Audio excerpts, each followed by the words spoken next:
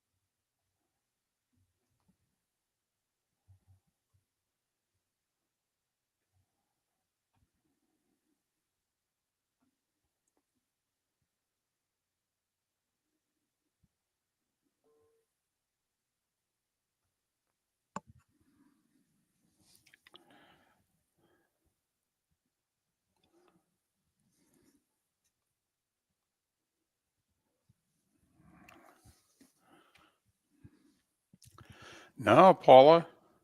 Hell, they've had 5 fourth-quarter leads in this series.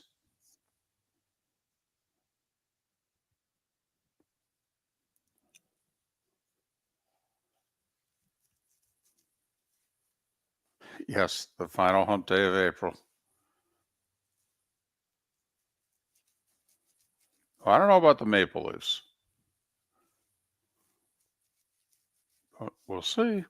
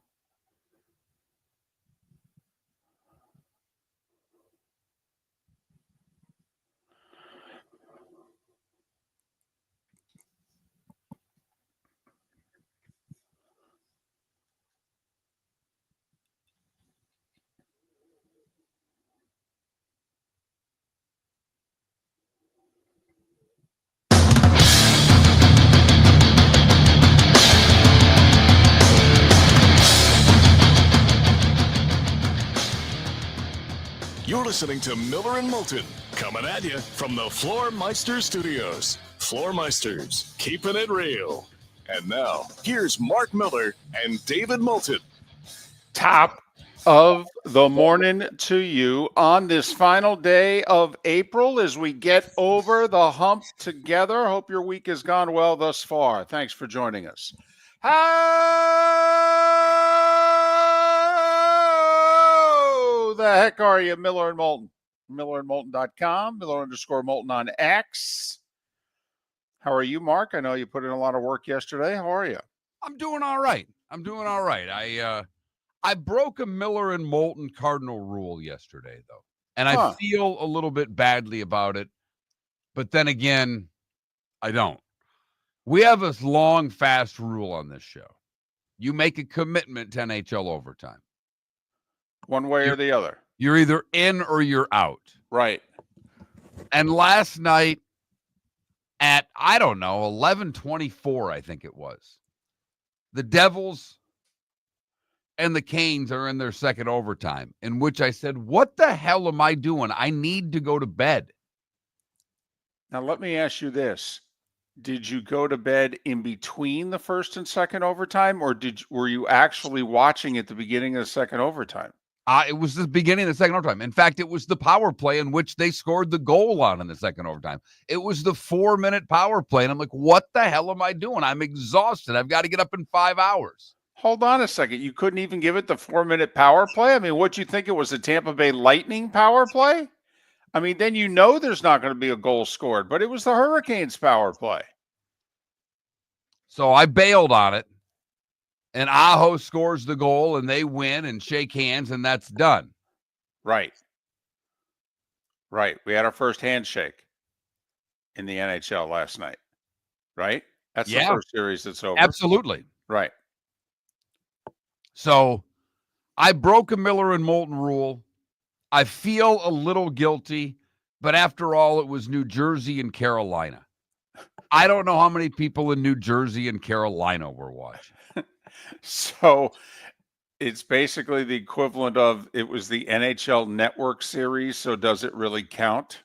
Exactly. Gotcha. And the only thing different is that Aho's dad wasn't going to run on the ice and taunt a New Jersey Devil player. Yeah, that was really strange and uncomfortable last night in Indianapolis. What is that?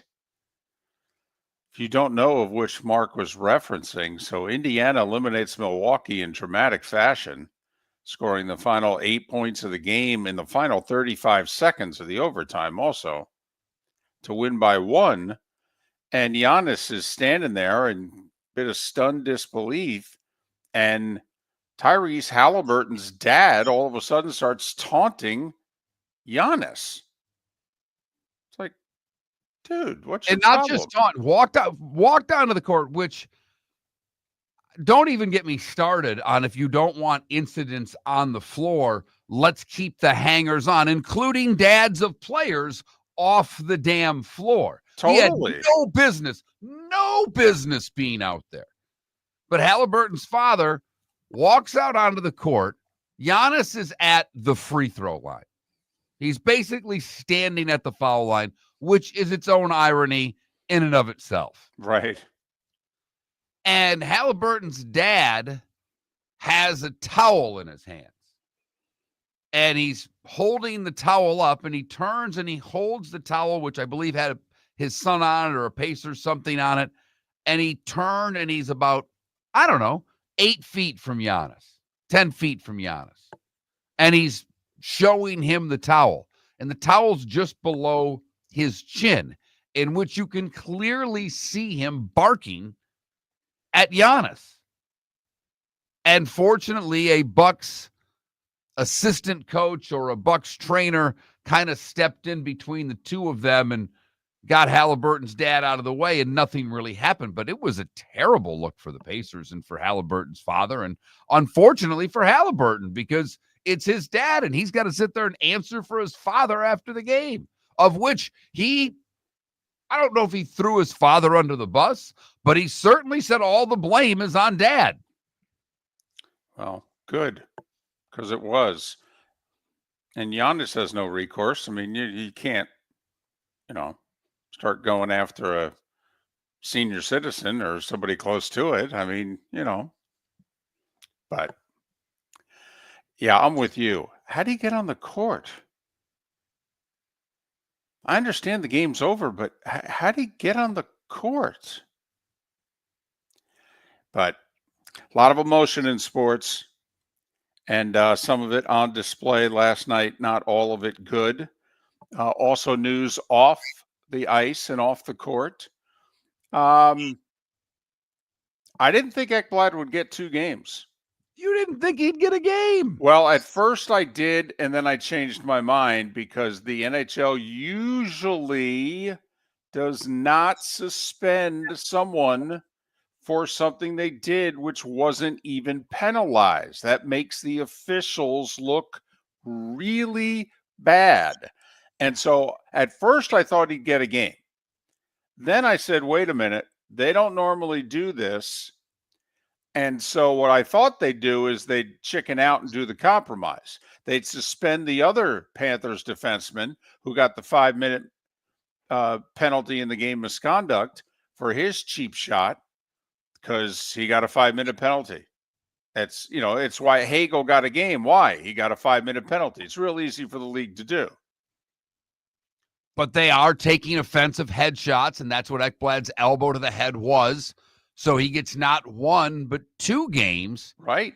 And where that becomes really interesting is that if Florida takes care of business in game 5, he would miss the first game of the next round. And Ekblad missed the first 2 games of this series because he ended the season with a 20-game suspension for taking something he wasn't supposed to take. And so he missed the first 2 games of this series. And so now he plays 2 games. And if you go back and, we'll have Steve Carney on in about 90 minutes to talk about this, but this is where, if you're the Lightning, this is how angry you are. Ekblad does not get penalized for his hit on Hagel. Now, Mark, if they saw it, and I will say that I thought ESPN's referee did a good job of pointing out, look at the heads of the 2 referees. They are not looking at the hit. Well, and he did. The one referee's 7 feet from where it happened. Right. How he missed that is beyond me because that's what he should be watching. Totally. His play. It was right there. Yep. And Jackson said that, the former official, but he said, look at his head. He's not watching it. He's following the puck. But Ekblad ends up scoring the tying goal also. So to add insult to injury, if a guy gets suspended upon further review for 2 games, then he probably should have gotten a 5-minute major in a game misconduct for the hit. Right? Oh, there's no doubt. And so he would not have been in the game. So it's very difficult to score the tying goal if you're no longer in the game. And of course, the guy he hit missed the rest of game 4 and has already been ruled out of game 5. And as John Cooper, the head coach of the Lightning, said, and why do you think he's missing game 5? Because he's got a concussion. That's why. So. But the NHL playoffs in the first round are starting to deliver. Because while Carolina disposed of the Devils last night and that's over, for a team like Minnesota that was on the verge of taking a stranglehold on the series against Las Vegas, they give up the late one, lose in overtime in game 4, series tied at 2. They lose in overtime again last night.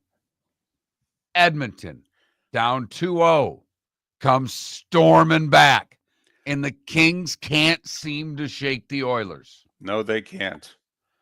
Had a third period lead in game 3, lost. Had a lead with less than 30 seconds to go in game 4. Gave up the tying goal, lost in overtime. And now got outplayed at home. Dominated, and lost. And are they starting to pucker north of the border? Well, then there's that. Because Toronto, with a chance at home to exercise their first-round playoff demons against the wild card Ottawa Senators, could not get it done. Mark, I thought it was fitting that both the Leafs and the Knicks lost at home last night when they both had a chance to wrap up series.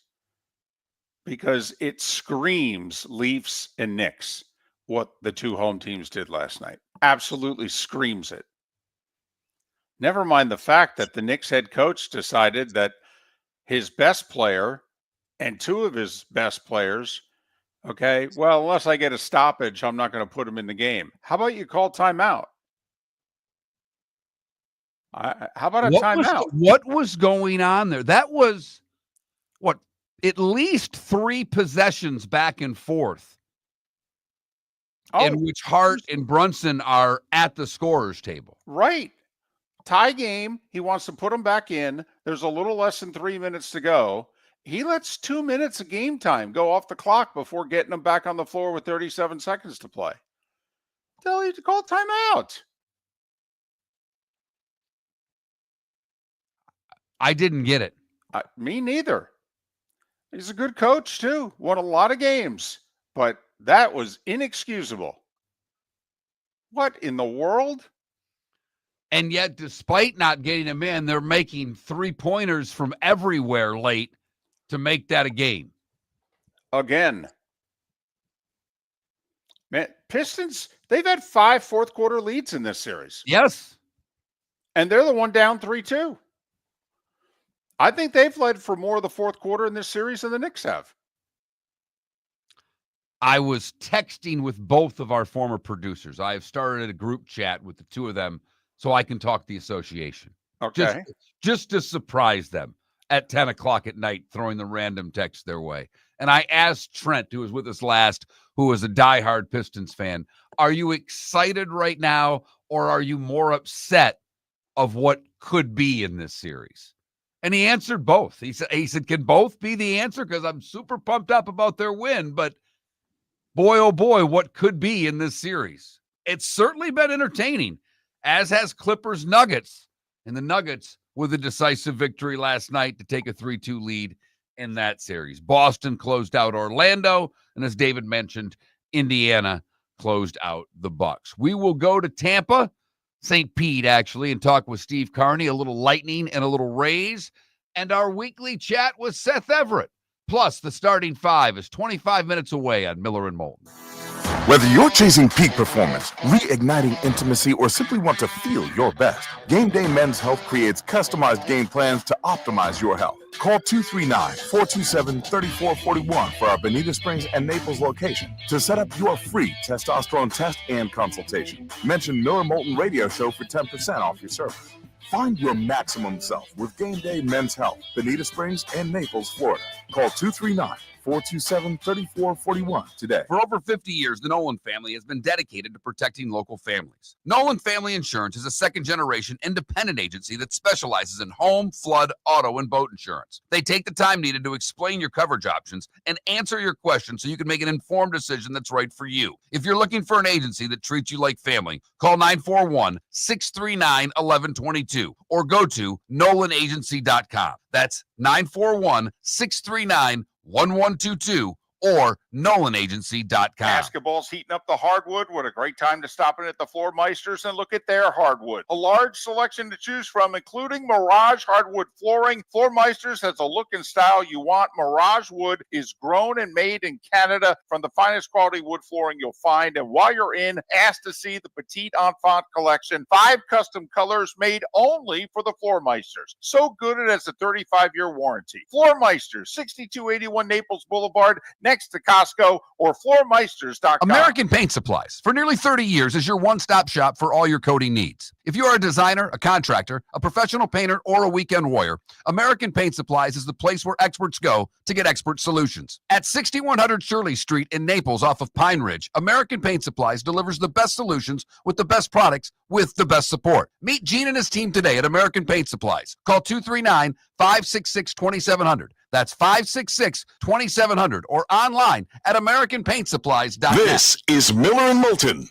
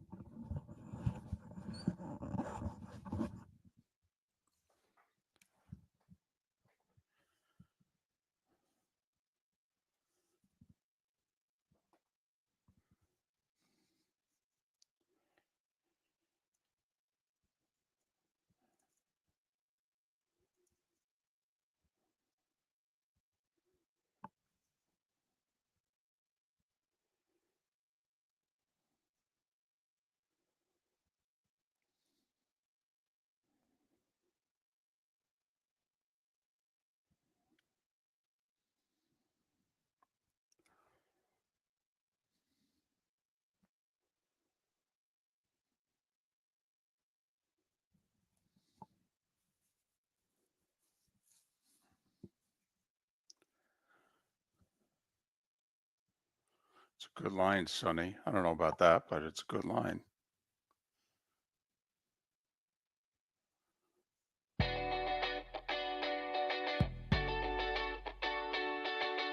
You're listening to Miller and Moulton. And now, here's Mark Miller and David Moulton. 21 minutes past the hour on this final day of April as we get over the hump together. Miller and Moulton, millerandmoulton.com, Miller_Moulton on X. Steve Carney in about an hour. Talk a lot of Lightning, although the Rays had won 5 in a row up until last night. Seth Everett, see how tired he is, because we know he stayed up for the double overtime. Okay. Talk to Seth Everett in a couple hours, our weekly visit with our friend. Did you see the NFL draft ratings? They were monstrous. They were really good. Second best ever. Right. Only the COVID draft of 2020, in which the entire sports world had been shut down for 5+ weeks, and we were desperate for anything. And only the 2020 draft got higher ratings all time than the 2025 draft. And there is one clear reason why. And it was the Shedeur Sanders saga. Because what made it a great ratings draft, instead of just a good to very good ratings draft, was the Saturday rating. I mean, normally, 1.5, 2 million people, which, don't get me wrong, the NHL would go crazy to get 1.5 million people to watch one of their Stanley Cup playoff games on a Saturday afternoon. But, rounds 4 through 7 are just not as sexy. You got to be a goober. You got to be hardcore to be watching the draft on Saturday. Isn't that fair to say? Oh, David, I could say a few more things about those of you that watch the draft on Saturday. Because as Pat and I were talking about, it's even a hard day to analyze the draft from Pat working. And Right. He didn't work Saturday this year, but he's done it enough in his life that the picks are coming so fast. Mm-hmm. That it's hard to, you're talking about one guy and 3 guys could be picked by the time you're done having the conversation on whatever it is you're talking about. So it is a it's a tough television day. It's a tough watch to me for that same reason. I don't do Saturday. I don't do much of Friday. I check in on Friday. I watch Thursday. Well, normally a Saturday will do 1.5 to 2 million people. Right. It did over 4 this Saturday. And here's how I had a feeling that the ratings when they came in would be really, really good. He's a mutual friend of ours, our former producer, John Cassio. John Cassio does not like Deion Sanders. Never has. Over the years, whenever we talk about Deion, Miller and Moulton, largely positive. All right? Unless Deion did something that, was out of line or said something or what have you. But we're Deion guys. John, not at all. Okay. John Cassio, and I don't know if he sent the same text to you or not, but John Cassio sent me a text Friday night, in which he said, I am absolutely fascinated and captivated by this entire Shedeur Sanders saga. And on the weekend, he was taking his kids to like a water park, a theme park or something like that in Orlando. And he said, and I am supposed to be, dad, family guy, and I'm monitoring my phone for over 2 hours until I find out who's going to take them and where. And that was the case, obviously, with the sports fan in America. 4.3 million people watched on Saturday alone. The draft per day, and you can do the math, 7.5 million people per day. By the way, that's adding it all up. That's adding all of the ESPN networks and NFL network. So if it's a channel that was doing the draft, alternate broadcasts, what have you, they add it all in together. But the 3-day draft, I mean, think about this, though. The first 2 days of the draft did 18 million total. I mean, that's probably to watch people walk up to a podium and read a name. Read a name. Right. And this was not the sexiest draft of drafts either, right? You know, No, this was full of edge rushers and D linemen, David. But my understanding is that, Thursday night did around 10 to 11 million. Friday did around 7 to 8 million. And Saturday did 4.3 million.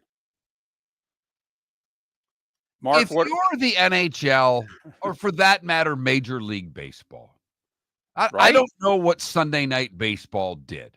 I don't have the numbers in front of me. Sunday Night Baseball routinely does 1.5 million. All right. If the Yankees or Dodgers or Cubs are involved, there's a chance to get a 2 million audience. But 1.5, 1.7 is typically Sunday Night Baseball unless one of those three teams is involved. Right. Day 3 of the draft did 4.5 million people. And that's a 5+ hour broadcast, too. That's averaged over 5 hours. And Shedeur got taken, 2 o'clock? I mean, we still had 3 hours after Shedeur. Right. Of mostly names that people don't know. Right. A few quarterbacks, but yeah. Right. Okay. I mean, yeah, you're right. The occasional quarterback. Right. But I mean, even Scattaboo, who everybody fell in love with in the college football playoff. He went in round 3. No, he was an early round 4. He was like the third or fourth pick on Saturday. Yeah. But I mean, that was a name we knew. Right. If you follow football, Scattaboo became a name that you knew. He went early on Saturday. Very. You have to really be into your college team and watch to hear your guys' names get called off, or you're following your team and you're immediately then looking up who these players are. Yeah, in most cases, yes. But also, to your point about, names being called and the ratings for it. I mean, listen, Mark, will an NBA game, and I mean this, the 4.3 million for the draft on Saturday, that's a really good NBA playoff rating for the first 2 rounds. And the ratings are up, by the way, in the NBA. Playoffs are doing well. But anyway, second highest rated draft of all time. Only the pandemic draft of 2020 when we were just thirsting for anything. I mean, what a league. When you really think about the NFL, what a job, what a stranglehold that they've taken on our lives. And I don't, David and I, and David's lucky enough to work in the NFL, kind of, sort of. I mean, he obviously is part of Monday Night Football broadcasts. But even if he wasn't, David would have been watching the draft. And not just the fact that we're watching with 7 million plus people on average per day, 250,000 people are showing up at a location once again to hear names be called. And they stay there for hours. Man, we are a one-trick pony when it comes to sports. Ooh-wee. It is amazing to me. The stranglehold that they have on us. And I do think a lot of it has to do with they have the biggest off seasons. I mean, we are like bulldogs, panting, foaming at the mouth during the off season. And the NFL's got it figured out. The starting five is next. Thanks for listening to Miller and Moulton. Basketball's heating up the hardwood. What a great time to stop in at the Floor Meisters and look at their hardwood. A large selection to choose from, including Mirage hardwood flooring. Floor Meisters has a look and style you want. Mirage wood is grown and made in Canada from the finest quality wood flooring you'll find. And while you're in, ask to see the Petite Enfant collection. 5 custom colors made only for the Floor Meisters. So good it has a 35-year warranty. Floor Meisters, 6281 Naples Boulevard, next to Costco, or floormeisters.com. American Paint Supplies, for nearly 30 years, is your one-stop shop for all your coating needs. If you are a designer, a contractor, a professional painter, or a weekend warrior, American Paint Supplies is the place where experts go to get expert solutions. At 6100 Shirley Street in Naples off of Pine Ridge, American Paint Supplies delivers the best solutions with the best products with the best support. Meet Gene and his team today at American Paint Supplies. Call 239-566-2700. That's 566-2700 or online at AmericanPaintSupplies.net. Honey, you want to come out? I haven't seen you since Glass Doctor installed our custom shower enclosure. No thanks. Well, you can't keep eating breakfast in the shower, and laminating your magazines is getting expensive. You remember we have guests coming over tonight, right? Oh, I'm sure they'd love to see the shower. It's our neighbors, and I highly doubt they want to be hanging out in our bathroom. The shower's so good, you'll never want to leave. Visit glassdoctor.com today and schedule an appointment online. Mark Miller for Sleep Treatment Direct. They are helping me with sleep apnea. And by helping me, I mean curing me. No more CPAP machine, no more snoring, no more tossing, no more waking up exhausted. Their expert team got me the right treatment, fast and hassle-free. If you want to feel energized and get rid of your snoring, call Sleep Treatment Direct today. 444-1741. That's 239-444-1741. Sleep Treatment Direct. Sleep safe and This is Miller and Moulton.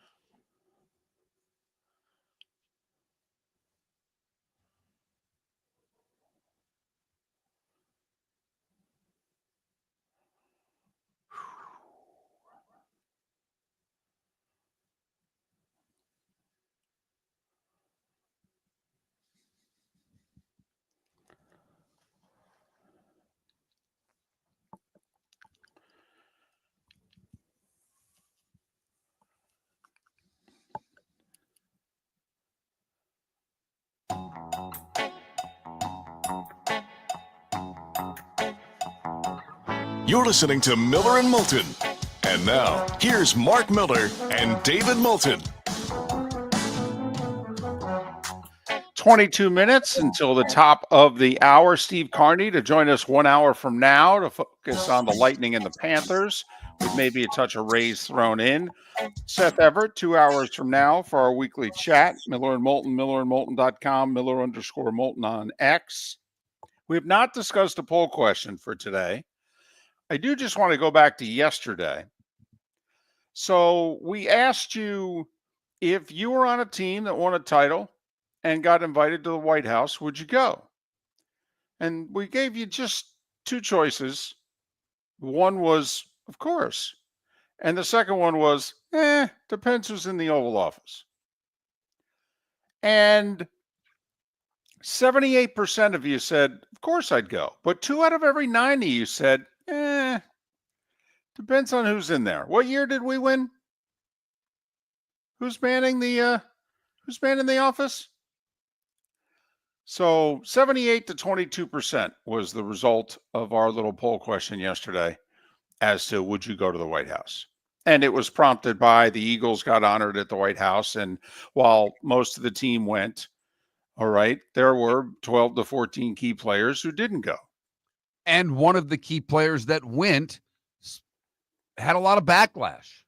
Saquon Barkley played golf with the president, went to the White House, and people are bent, writing articles on why he's wrong. Literally writing articles as to why another man doing what he wants to do is wrong. Playing golf with the president of the United States. Oh, yeah, by the way, as he pointed out, he played golf with former President Obama 3 weeks ago and basically told everybody to go pound sand. And the people and the specifically the reporters, quite frankly, on the left, attacked Barkley for telling them to stay out of it. That's the world we live in today. And that's what prompted the same way if someone would have done it for the other reason. So it's crazy, but we put the question out there, and 78% of you said, of course, you would go. So, and that was a little better than I thought it was going to be honest. I thought it was going to be closer to 70-30. So, okay. Nice to see if, just about 80% of you get an invite from the White House that you go, well, yeah, I'll be there. When? What time? I can do that. Do I have to wear a tie? The Starting Five. 5 big stories you need to know. Here is the Starting Five.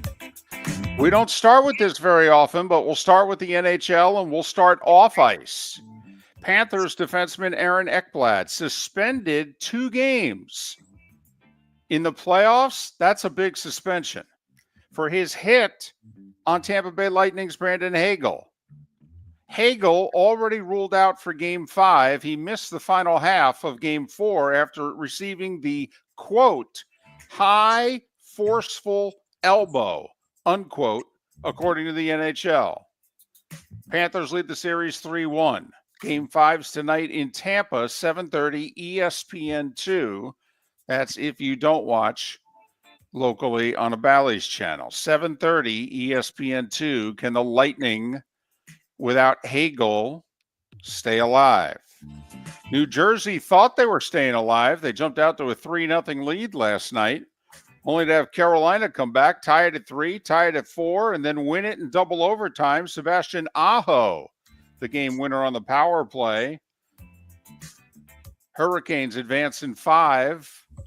They'll face the winner of Washington-Montreal. The Caps can wrap up that series tonight. Toronto had a chance to wrap their series up last night, and they couldn't do it at home. Ottawa scored 3 in the third, 2 of them empty netters, in the 4-0 win over the Leafs to force a Game 6 in that series.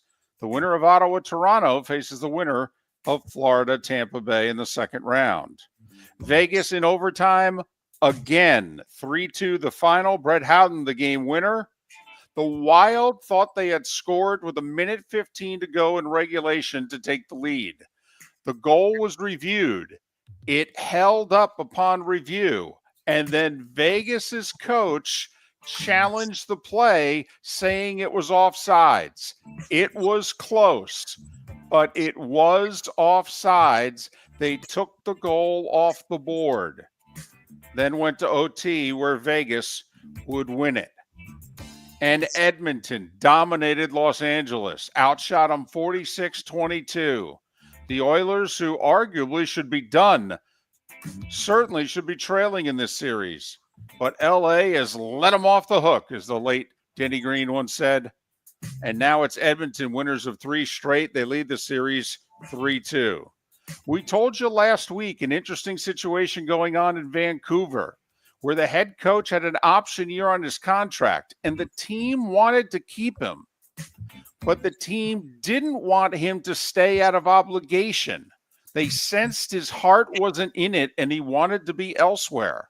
So the team didn't pick up his option, but put a long-term big money deal in front of him instead and said, if your heart's in it, we want you. But if not, you can go.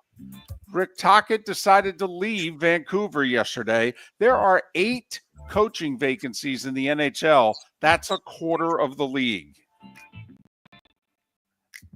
By the way, finalists for the Norris Trophy for Best Defenseman, Cale Makar, Zach Werenski, Quinn Hughes. Hughes won it last year.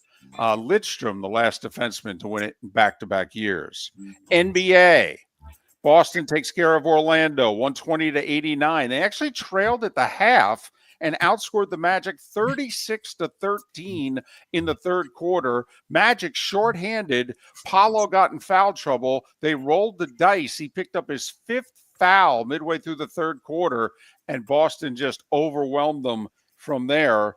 Mark, do you know the Orlando Magic have not won a playoff series since 2010?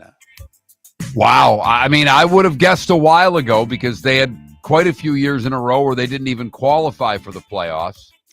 We're talking Stan Van Gundy as head coach, Dwight Howard, Jameer Nelson. In 2009, they went to the finals. In 2010, they swept their first 2 playoff series before getting beat by Boston, I believe it was, in the conference final.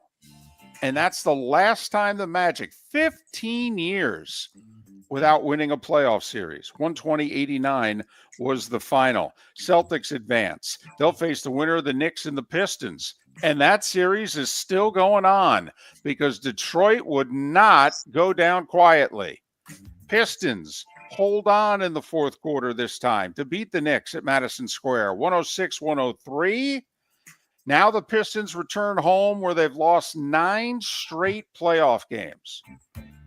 Remember, Pistons hadn't won a playoff game since 2008. They've lost 9 straight home playoff games. Let's see if they can stay alive tomorrow night. Cade Cunningham, 24 points, 8 rebounds, 8 assists. Indiana eliminates Milwaukee. Milwaukee with a very game effort without Damian Lillard. They force overtime, and in the OT, they have a 7-point lead with less than 40 seconds to go. Do you know how many playoff teams win when down 7 with less than 40 seconds to go? Well, I can tell you this, that the last 1,176 teams in the playoffs who trailed by 7 or more with 40 seconds to go had lost. 1,176 in a row until the Pacers scored the final 8 points of the game to win 119-118, and they advance, and they'll face Cleveland next. And Denver got a 43-point night from Jamal Murray. Jokic was only their 3rd best player last night. If that happens, they'll be dangerous.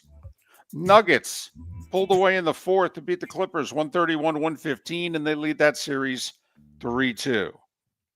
Baseball. Bobby Witt Jr.'s got a 20-game hitting streak. That's pretty impressive, isn't it? That is impressive. Very impressive, David. I mean, just think if he goes, another 5.5, 6 weeks of getting a hit in every game, he'll be right there with DiMaggio. Right. It does ruin all hitting streaks. Oh, my goodness. I mean, 20 games is so impressive. Yeah. Particularly in today's baseball. Right. I mean, that's a hit every game for 3 weeks. Now do it again. And then you're at 40. And then you need to get a hit in every game for another 2.5 weeks. Unbelievable. Royals 3-1 over the Rays. The Yankees hit 4 homers in the first inning. They opened the game at Camden Yards by going back to back to back. For the second time this year. Right. 15-3 Yankees over the Orioles. The Red Sox hit 5 homers. They beat Toronto 10-2. I will say, look up the catch by the Jays center fielder last night. He's going back on a fly ball to the wall. He falls down on the warning track.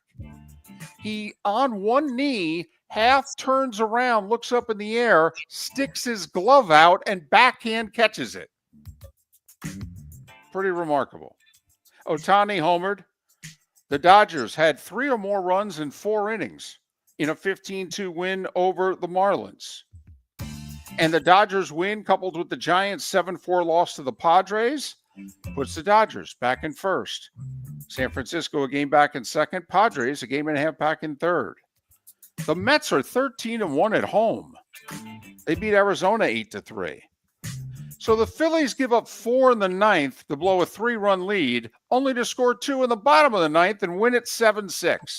I always love when the guy who comes in and blows the save gets the win. It's the win.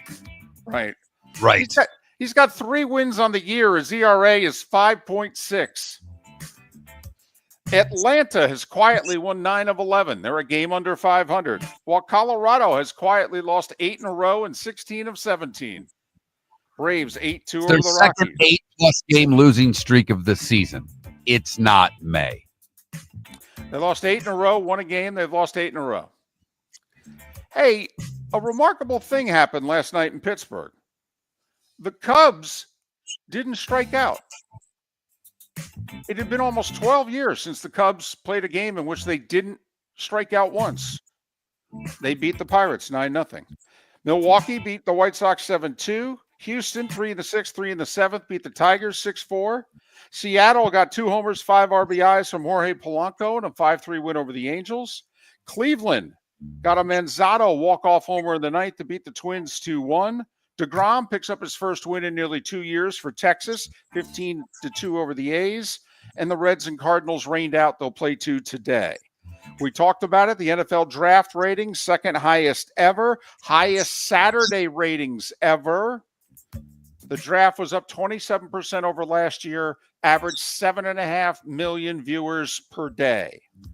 Other NFL news, Niners extended tight end George Kittle for 4 more years, $19 million a year. They gave him $40 million guaranteed. So basically he's under contract for this year and 2 more, and then they could release him with no harm, no foul. He turns 32 in October. 49ers also signed swing tackle DJ Humphries. Vikings extended Andrew Van Ginkel. He's under contract for this year at $10 million, but he had a phenomenal season last season. And the Vikings said, hey, you're underpaid. How about we sign you for 2026? We'll pay you $23 million. And so Van Ginkel took it. Patriots cut their long snapper, who was their longest tenured player. Joe Cardona had been there since 2015. And the Packers signed versatile linebacker Isaiah Simmons to a 1-year deal. And finally, Mark, the caddy carousel in golf. Colin Morikawa had only had 1 caddy in his entire pro career, and that goes back to 2019. His name was J.J. Jakovic. Yeah, Morikawa fired him. He's going with Joe Greiner. Joe Greiner was best friends with Max Homa. Greiner quit on Homa 2 months ago and basically said, I'm not going to let this job ruin our friendship. And so Homa understood. And Greiner was on Justin Thomas's bag, okay, when he won recently. And he hadn't won in 3 years because he was filling in for JT's injured caddy. President's Cup, they named the captains. It's probably Mark's favorite sporting event, the President's Cup. Just ask him. Next year, Brant Snedeker will head the U.S. Jeff Ogilvy will lead the international team. The U.S. is 13-1-1 in the President's Cup. They will play it at Medina. outside of Chicago. And at 7 minutes before the hour, that was the starting five. 5 big stories and Medina that you needed to know here on Miller and Moulton. Thank you for giving us that President's Cup update. I don't know where I would have been without it. Brant Snedeker, the U.S. captain in the President's Cup. He'll get a win because we don't ever lose this event. 13-1-1, baby. 13-1-1. Boy, I tell you what, though, if they replace the internationals with the LIV tour, okay, I'm all in. I think the whole golf world would be all in. Miller and Moulton, millerandmoulton.com. Basketball's heating up the hardwood. What a great time to stop in at the Floor Meisters and look at their hardwood. A large selection to choose from, including Mirage hardwood flooring. Floor Meisters has a look and style you want. Mirage wood is grown and made in Canada from the finest quality wood flooring you'll find. And while you're in, ask to see the Petite Enfant collection. 5 custom colors made only for the Floor Meisters. So good it has a 35-year warranty. Floor Meisters, 6281 Naples Boulevard, next to Costco, or floormeisters.com. Mark Miller for Sleep Treatment Direct. They are helping me with sleep apnea. And by helping me, I mean curing me. No more CPAP machine. No more snoring. No more tossing. No more waking up exhausted. Their expert team got me the right treatment, fast and hassle-free. If you want to feel energized and get rid of your snoring, call Sleep Treatment Direct today. 444-1741. That's 239-444-1741. Sleep Treatment Direct. Sleep safe and sound. American Paint Supplies, for nearly 30 years, is your one-stop shop for all your coating needs. If you are a designer, a contractor, a professional painter, or a weekend warrior, American Paint Supplies is the place where experts go to get expert solutions. At 6100 Shirley Street in Naples off of Pine Ridge, American Paint Supplies delivers the best solutions with the best products with the best support. Meet Gene and his team today at American Paint Supplies. Call 239-566-2700. That's 566-2700 or online at AmericanPaintSupplies.net. Mark Miller for Molly Maid. Why Molly Maid, you ask? Trust. Moulton was a customer for 15 years. Affordability. Didn't I just say Moulton was a customer for 15 years? Worry-free services. Our professional house cleaners are fully insured and a 24-hour warranty. Call Molly Maids today at 239-774-5839. That's 239-774-5839 or online at mollymaid.com/FTMYERS. That's mollymaid.com/FTMYERS. We've got a text message for Dr. Dollar. I feel tired, sluggish, and just not myself. I'm gaining weight, my energy is low, and I've lost my drive. Could it be low testosterone? Absolutely. Testosterone naturally declines over time, but you don't have to accept it. Low T can affect your energy, strength, mood, and focus. But here's the good news. Testosterone replacement therapy, TRT, can help restore your vitality and get you back to feeling your best. Imagine waking up strong, sharp, and energized, ready to take on the day like you used to. At Revitalize Clinic, we specialize in physician-guided, American-made TRT designed just for you. Take control of your health today. Call Revitalize Clinic at 239-277-5770. Visit revitalizelounge.com or text Dr. Dollar directly at 239-980-2302. Feel like yourself again. Testosterone replacement therapy, because your best years aren't behind you, they're just getting started. Text Dr. Dollar now at 239-980-2302. This is Miller and Moulton.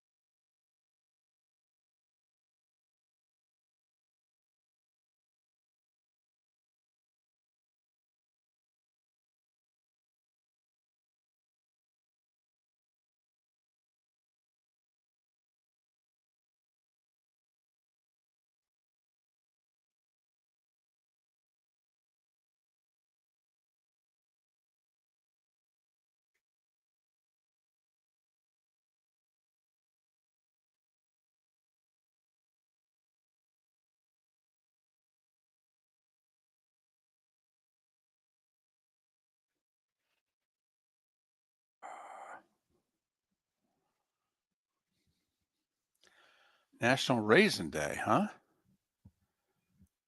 That's interesting. I don't like raisins.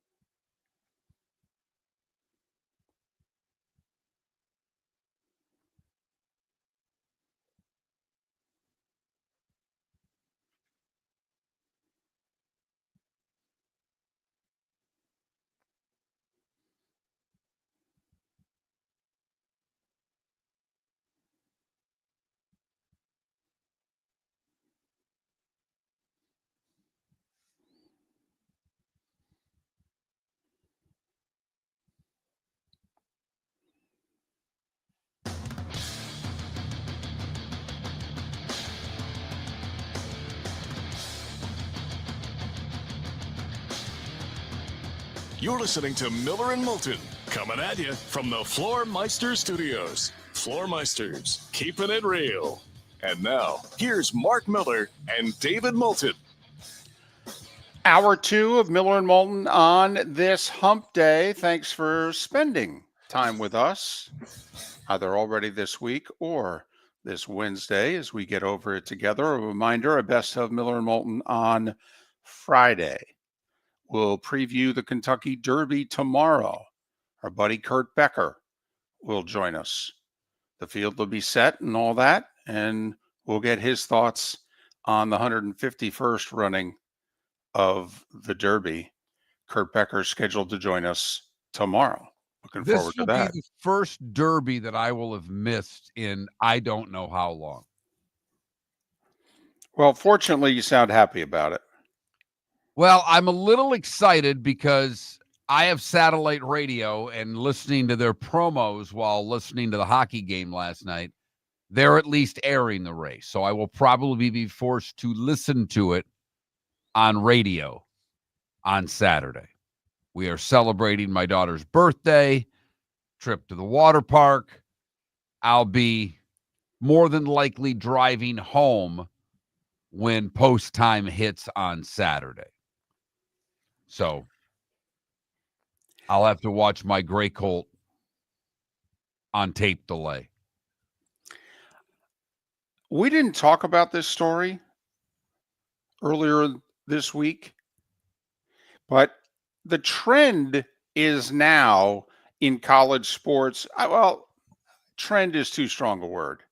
What's beginning to happen is colleges are beginning to get, in most cases, famous alums in their sport of choice to come back and be, quote, general manager, unquote, of those sports. I mean, Stanford started that way, and now they've got Andrew Luck back as AD.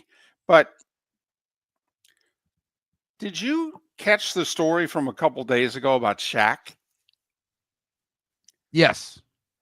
So Shaq has signed on to be the general manager of Sacramento State. Right. Now, Shaq obviously went to LSU. And so you go, Sacramento State? What's the connection? Now, first off, it's a volunteer role. So whatever he gives them, he gives them. But Shaq's son, Shakir, plays at Sacramento State under head coach Mike Bibby. Okay? Now, Mark, for our generation and a little younger, I mean, wow. You get a phone call from a Shaq, from a Mike Bibby? Damn. But Shaq obviously is a superstar. And Shaq, from a business standpoint, somebody was going through it the other day. Shaq owns over 200 businesses. The franchises that he has, or, from pizza to whatever, he owns over 200 businesses. He's done that well off the field. But, if you got a call from Shaq, that might influence you and I. I don't know. Would it influence a 17, 18-year-old today? They see him on Inside the NBA. They know about him. You can't be a 17-year-old basketball player and not know about Shaq. I don't know how many, if you're a basketball fan at 17, how could you not know about Shaq? Right. Because not just of the, his playing days and all of that, but the Inside the NBA is one thing.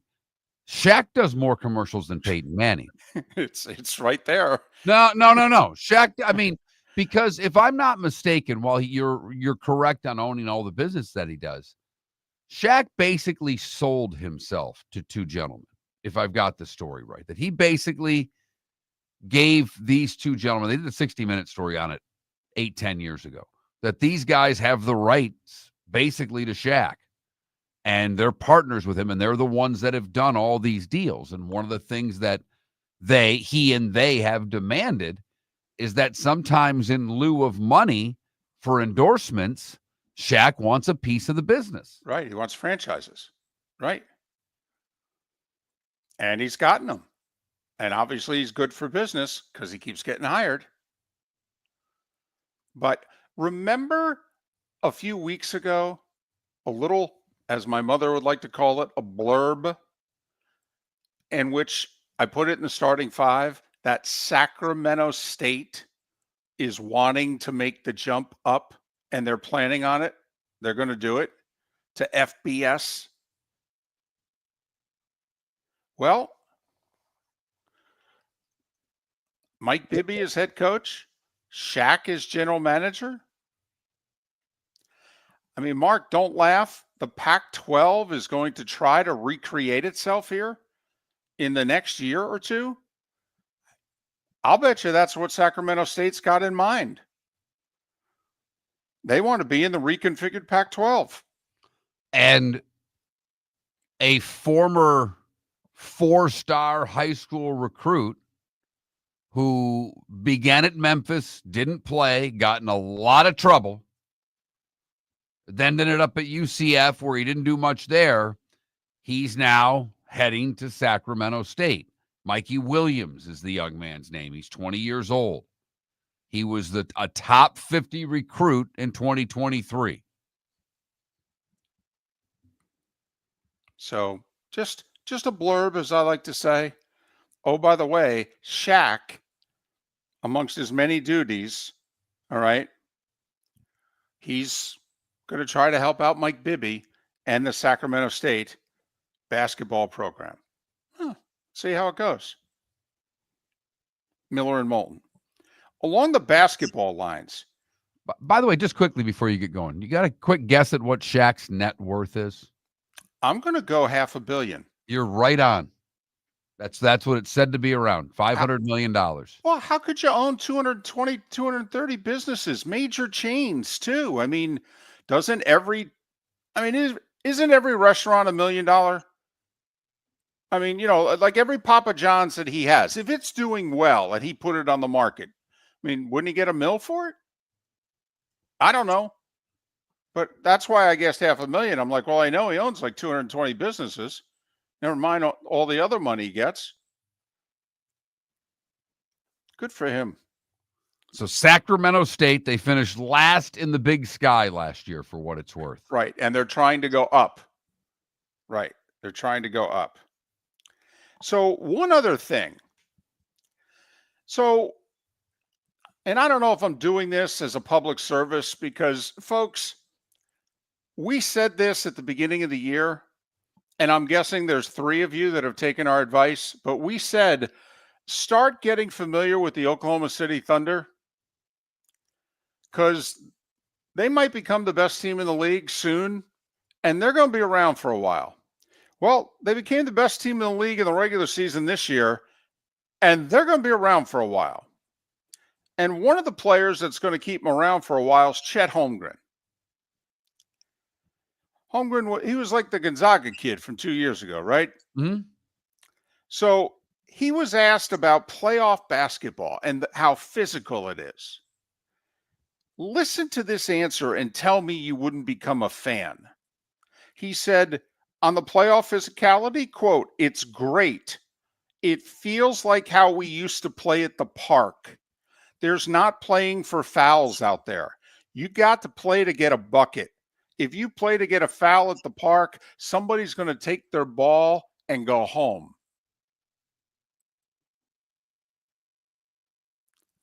And this is a tall, skinny guy who you'd think the physicality would bother him just based on the fact that, you know, he's not terribly wide.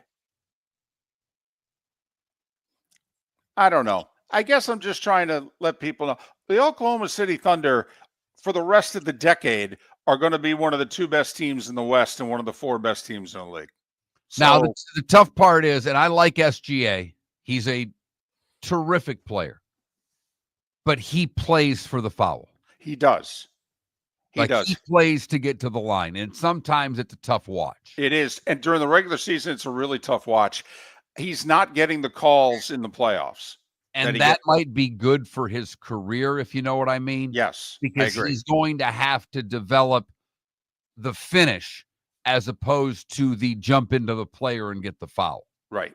And I think that'll be good for him, Oklahoma City, and the league on a whole. But they could get Denver in the second round now. And if Denver's going to play the way they're playing, that's a hell of a series. Well, if Denver's going to, when Jokic is their 3rd best player on the court, which is what he was last night, then that's an entirely different Nuggets team. All right. But I don't know how many nights Jamal Murray's going to score 43, but he probably needs a couple of those performances if they were to beat OKC. But anyway, could be a compelling second round series. I know how many of you, you've watched have you watched Oklahoma City ever? That could be our poll question. Have you ever seen the Oklahoma City Thunder play in the last 5 years? Because I think for many of you, the last time you saw them play, either Durant or Westbrook was on the team. Well, and, we don't watch, so it seems, unless it's the Lakers and the Warriors out west. The Lakers had a huge number. Their game 4 is the largest watched playoff game thus far, doing like over 7 million people. Right. That's a big number for a first round NBA game. It's huge a really number. Yeah. That's a really big number. Yeah. You think the league's happy that the Lakers collapsed and lost game 4? No. When the Warriors are up 3-1 and they're looking at a Lakers-Warriors second round series and one of the 2 in the Western Final. And Anthony Edwards and the T-Wolves are like, yeah, we don't care. Don't care at all. Now, you better play better next game because you're going to have to beat the Lakers and the refs. Trust me. They're going to get the calls in game 6. Book it. Yeah, my hope is Redick actually gives his guys a break in the second half, though, in game 5.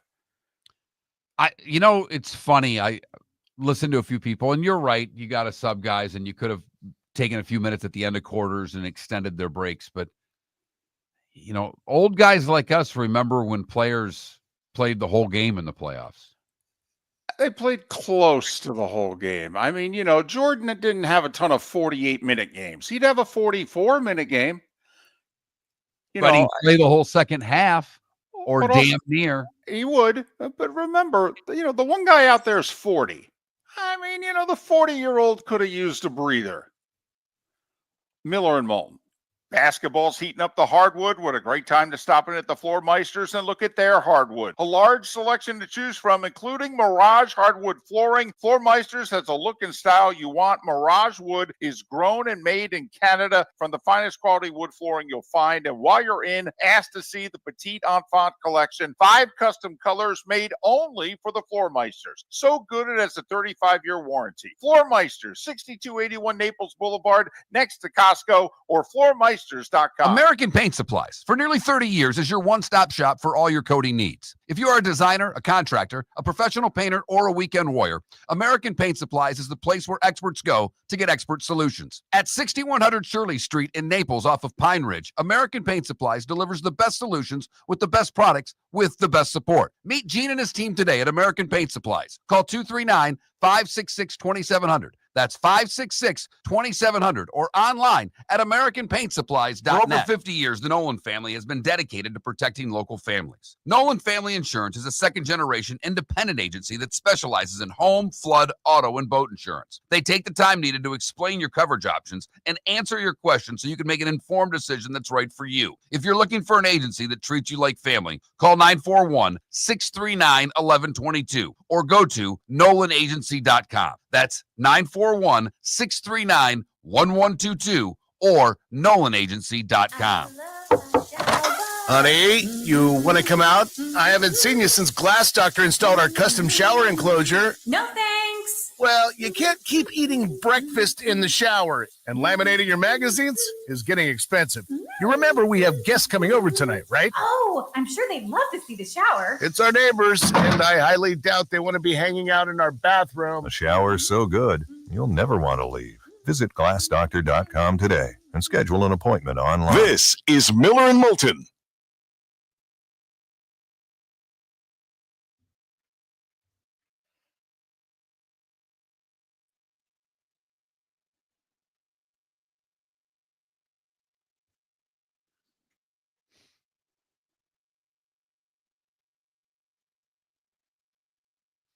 So Scheffler's playing this week because he won the Byron Nelson last year. After that, Sung J M, world rank number 20, is in the tournament. Then you got to get to 30. Like basically, there's only 2 players in the top 35 in the world in the tournament.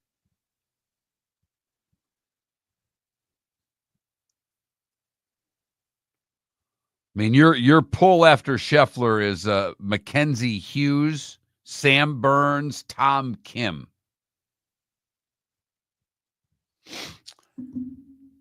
Well, think about it. You played the Masters, and then you had an elevated event.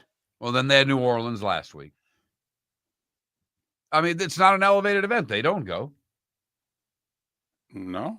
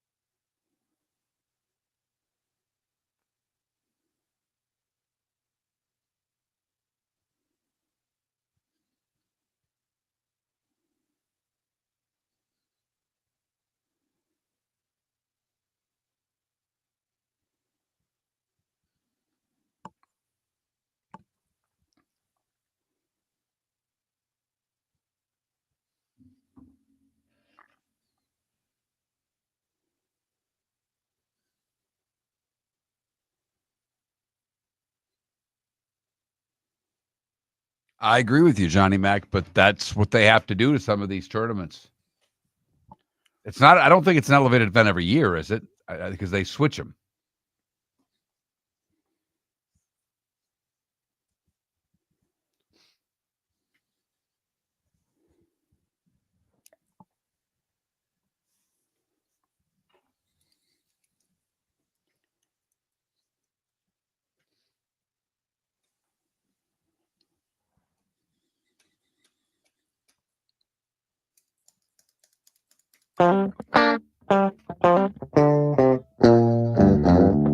You're listening to Miller and Moulton. And now, here's Mark Miller and David Moulton.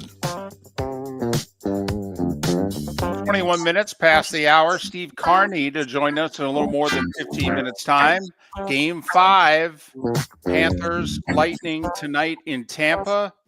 Hagel ruled out, obviously suffering still from that hit by Ekblad, and Ekblad got suspended for 2 games. So if the Panthers wrap up the series tonight, he'll miss game 1 of the second round as well. Your thoughts, by the way. So I got something I want to bring up here, but do you think the 2 games was appropriate? One too many? I thought it was too many. Okay. I don't recognize the sport that I spent most of my adult life working in. I thought the Hagel hit was a 2-minute interference call. It was 5 in the gate. The Tkachuk penalty got 5 in the gate. This was not even called a penalty, although it was clearly an elbow, and I thought it was a 2-minute elbowing penalty. I didn't think it was a 5. If they wanted to call 5, I guess. But to suspend him 2 games, I think is ridiculous. Well, and I'm rooting for the Lightning in this series. Truth be told, I like the Lightning more than I like both teams, but I like the Lightning more. Well, it's certainly not the league that you and I grew up watching. You know, I mean, it is interesting having Mark Messier comment on Ekblad's elbow. And I'll give ESPN credit. They had 30 seconds of Messier hits in the playoffs during his career. And Messier said, well, you can't show that. That's 30 years ago. The sport was totally different then, which he's right about. But, you know, it's how different the game is. But Ekblad got 2 on a play that was not penalized during the game. And if it had been, would the game have been different? We joked the Lightning wouldn't have scored on the power play because their power play has been so bad.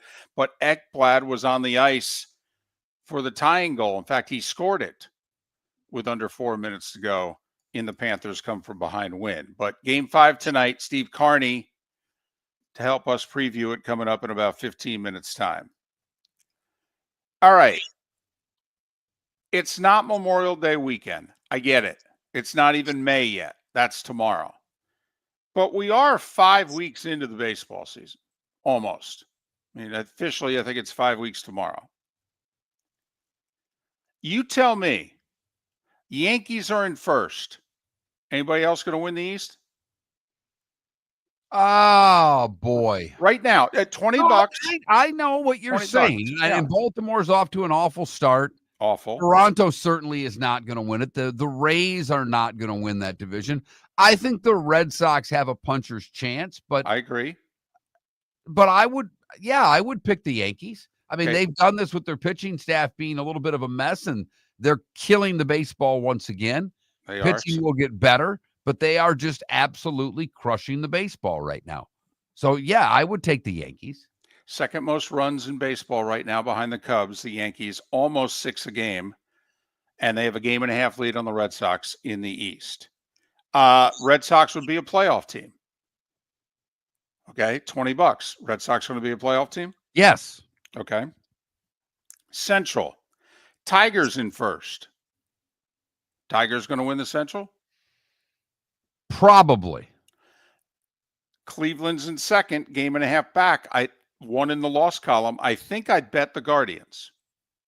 I wouldn't, because I think the pitching staffs are equal. Give the bullpen edge to Cleveland, but Detroit's starting pitching's as good as Cleveland's, and Detroit hits the ball much better than the Indians do. In fact, right now, Detroit's starting pitching is a run a game better than Cleveland's pitching. What to me is interesting is, and their offense is a run a game better right now too. the Royals are only averaging 3 runs a game. The Royals offensively are a mess right now, and they're 503 back. But so you're putting your $20 that the Tigers hold on here over the next 5 months. I The am. Tigers will win the Central. Okay. Seattle, a game lead over Houston, game and a half over Texas in the West. Who you putting your $20 on? The Texas Rangers. Okay. I think Interesting. they're the deepest team. DeGrom got his first win in 2 years last night.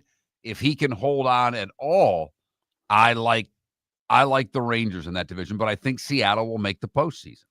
And I'm impressed by what Houston's doing. I thought they would take a step back this year. They're off to a pretty good start, and they're starting to hit the baseball a little bit better. They've beaten the Tigers the last 2 nights. Their pitching has been really good. A little over 3 runs a game so far for the Astros, doing it a little differently than they've done it recently. To the National League, Mets with a 4.5 game lead over the Phillies, 6.5 over the Braves. You betting the Mets to win the East? No, I'm not, David. You know why? Because they're I've the seen Mets. this act before, David. In fact, you I don't. have seen this act. In fact, I've seen this, the sequel, the third, and Mets 4 when they brought in the Russian fighter. But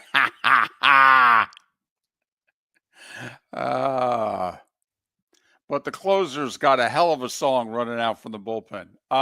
He does. And I'll tell you what, you really have to look. The Braves with that awful start. Look at what they've been doing. Mm-hmm. They've been winning 9 of 11. Yeah. Just a game below 500. Yeah. Remember when they were 5-13 and Ozuna said, guys, relax. We got some stuff going on right now. We're going to be fine. Hell, they win today in Colorado. They'll be 500 in April with everything. But they were 5-13, and they could be 500 heading into May. So who you betting on, Phillies or Braves? Braves. I picked the Braves to win the World Series, so you know where my money is. I do think the Mets are a playoff team, though. I also think the Phillies are a playoff team. I would not be surprised at all if the NL East gets 3. Cubs, game and a half lead on the Reds. Cubs, by the way, most runs scored in baseball. The Cubs are averaging 6 runs a game. They've scored more runs than the Yankees. Your Chicago Cubs, thank you very much. 18-12. I love the start the Cubs have. I would probably bet my $20 on them. I would not bet it on the Reds. If I were to pick another team in that division, watch out for the Brewers. Despite that first 3 games in which they gave up 600 runs to the Yankees, they've played reasonably good baseball since. They've got it to 500, and they're hitting the ball pretty well as also. So I would lean Brewers if I were to have someone take down the Cubs. Okay. Are our Reds going to make the playoffs? No. I say no also. No, Yeah. because the East is too good. And the thing is, even picking 3 out of the NL East is tough to say with the start that the NL West has had. Who you taking out? Probably the Giants, but the start that the Giants and the Padres are having this year has to be noticed. Dodgers back in first. We betting on them to win the division? Yeah. Yeah. I'm still betting on Arizona to finish second, and they're in 4th right now, but they are above 500. Giants and Padres have gotten off to great starts. They're both playing well over 600 baseball. Arizona would be out of the playoffs today in the National League for what that's worth. And it's not worth much, but I'm just saying, if the playoffs were today, Arizona would be out. They're a game behind the Reds for the final wild card in the National League. Actually, they're way. I mean, you've got the Phillies are ahead of them. The Reds are ahead of them. They have 2 teams in their own. I mean, they're 5th for the wild card right now. Yeah, and actually, I I mean, miscounted. Really nice. Yeah, I miscounted. The Reds would not make the playoffs as of today. No. So it'd be 3 from the West, the Mets, and it'd be the Cubs, and then it'd be a toss-up between the Phillies and the Reds. The Phillies and the Reds have identical records. Right. So that's all. So basically, you think the Yankees are going to win the East. You think Detroit's going to win the Central. You think Texas will come from behind. You think Philadelphia or Atlanta will come from behind in the East. Ultimately, so you said the Cubs are not going to win the Central? I'll take the Brewers. Okay, interesting. So there you have it. About 5 weeks in. And pretty much once Memorial Day comes, you'd be surprised how much the standings are locked in. Miller and Moulton are very grateful to you, the listeners, for making us one of the highest rated shows for men, because the working man is one of the toughest demos to reach, and we do. Great sponsors like Floor Meisters, American Paint Supplies, Glass Doctor, Sleep Treatment Direct, Game Day Men's Health, and Molly Maid recognize that, and we thank them. And if you own a business and working men are your clientele, the most cost-effective way to reach them is through us. Text Miller and Moulton at 21,000 or directly via X at that Mark Miller or the David Moulton. Whether you're chasing peak performance, reigniting intimacy, or simply want to feel your best, Game Day Men's Health creates customized game plans to optimize your health. Call 239-427-3441 for our Bonita Springs and Naples location to set up your free testosterone test and consultation. Mention Miller Moulton Radio Show for 10% off your service. Find your maximum self with Game Day Men's Health, Bonita Springs and Naples, Florida. Call 239-427-3441 today. Mark Miller for Molly Maid. Why Molly Maid, you ask? Trust. Moulton was a customer for 15 years. Affordability. Didn't I just say Moulton was a customer for 15 years? Worry-free services. Our professional house cleaners are fully insured and a 24-hour warranty. Call Molly Maids today at 239-774-5839. That's 239-774-5839 or online at mollymaid.com/FTMYERS. That's mollymaid.com/FTMYERS. Mark Miller for Sleep Treatment Direct. They are helping me with sleep apnea. And by helping me, I mean curing me. No more CPAP machine. No more snoring. No more tossing. No more waking up exhausted. Their expert team got me the right treatment, fast and hassle-free. If you want to feel energized and get rid of your snoring, call Sleep Treatment Direct today. 444-1741. That's 239-444-1741. Sleep Treatment Direct. Sleep safe and This is Miller and Moulton.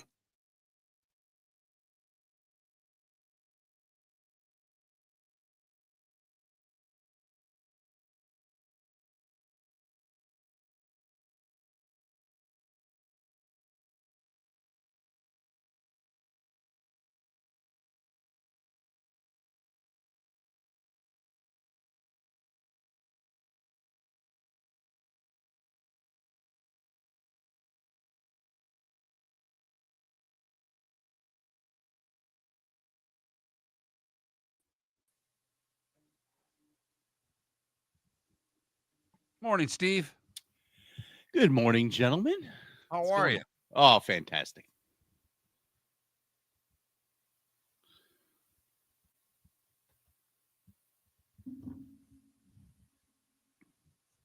That was a tough 11 seconds.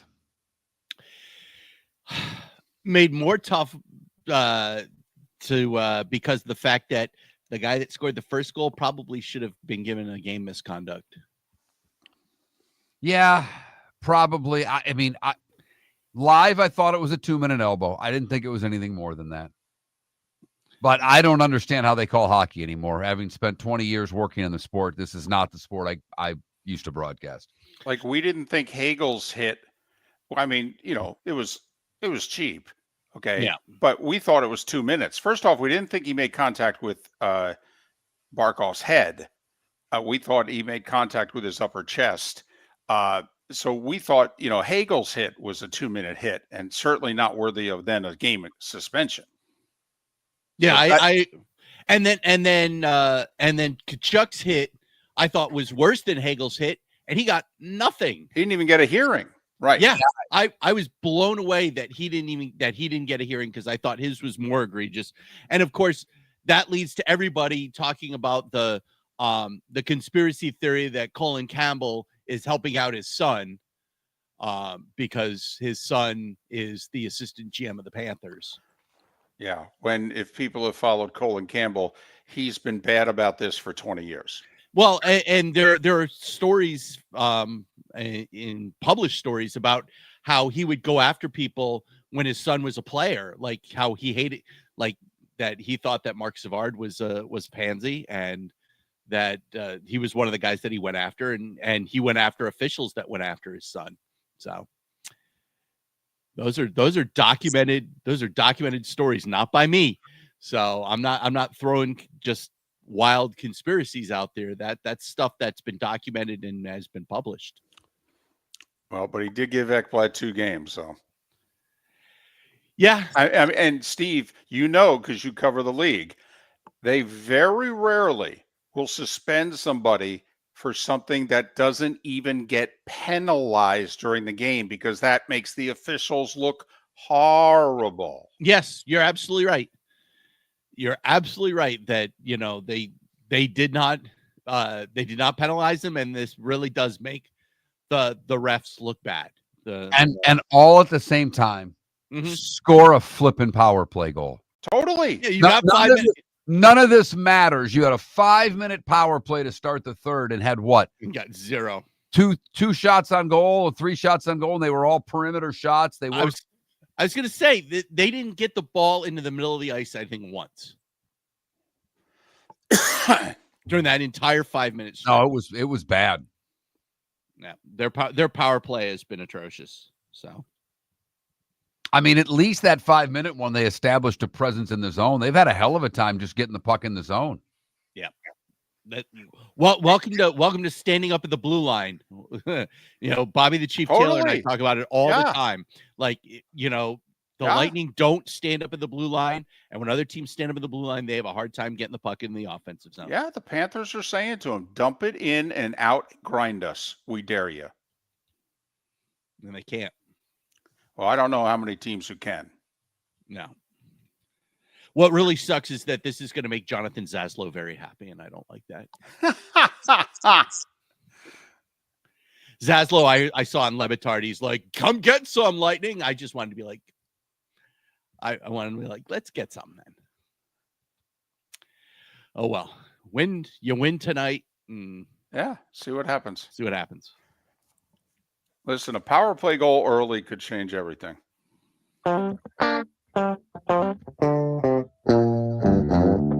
You're listening to Miller and Moulton. And now, here's Mark Miller and David Moulton. 22 minutes before the hour, Seth Everett will join us 1 hour from now. You're on Miller and Moulton, millerandmoulton.com, Miller_Moulton on X. Steve Carney joins us often to talk about the Rays. We may get to them. They did win 5 in a row before losing last night. But Steve also is part of the Lightning Radio and Audio Network. All right, you can follow Steve on X at Steve Carney, Carney. Game 5 tonight. Panthers up 3-1. I think a lot of us thought it'd be 2-2 at this point. Steve, how are you? Yeah, I would be much happier if this was 2-2, David. If it wasn't for that stupid 11 seconds with like 4 minutes to go in the third period, we'd be talking about a 2-2 series. It's just unbelievable. Well, getting to those 11 seconds, David and I agree kind of, because we both have different blame on those 11 seconds. Mine's more with Getzel. Getzel had the puck on his stick. He had no one in front of him. He could have made 4 strides, but instead he just fired the puck up, gave it away. That led to the goal. And what David complained about more than the Getzel giveaway was the rebound that was left right in the slot by Vasilevsky. Both are critical errors by guys that can't make them with less than 5 minutes to go in a game. Yeah, and I'll even throw out a third person out there. On the second goal, Anthony Cirelli had the puck on his stick and couldn't get it out of the zone, and that leads to Seth Jones' goal. So I really do think that with both of these guys and with both goals, I think you've got to look at there's plenty of blame to go around for those 11 seconds. If you're the Lightning, first off, since you live in the Tampa St. Pete area, how much of the noise about all the hits, legal and otherwise, in this series is dominating the series in Tampa St. Pete right now? Like, this is a veteran team with arguably the best coach in the league. Yeah. Okay. But clearly they're frustrated by some of the hits and what has taken over this series. Can the Lightning keep their eye on the puck, if you know what I mean? Or are they going to be too interested in settling scores? Yeah, and that's the major question, David, because I think that, outside of the room, there's been a lot of talk about the hits. The fact that Brandon Hagel was suspended for a game for his hit, Matthew Tkachuk, who is known for, being a little, up high, delivering a little up high, he doesn't even get a hearing on his hit. And then, of course, what we saw in game 4 with the 5-minute penalty to McCullough, he doesn't get a hearing, $5,000 fine only. But then Ekblad does get a hearing, and he gets 2 games out of this.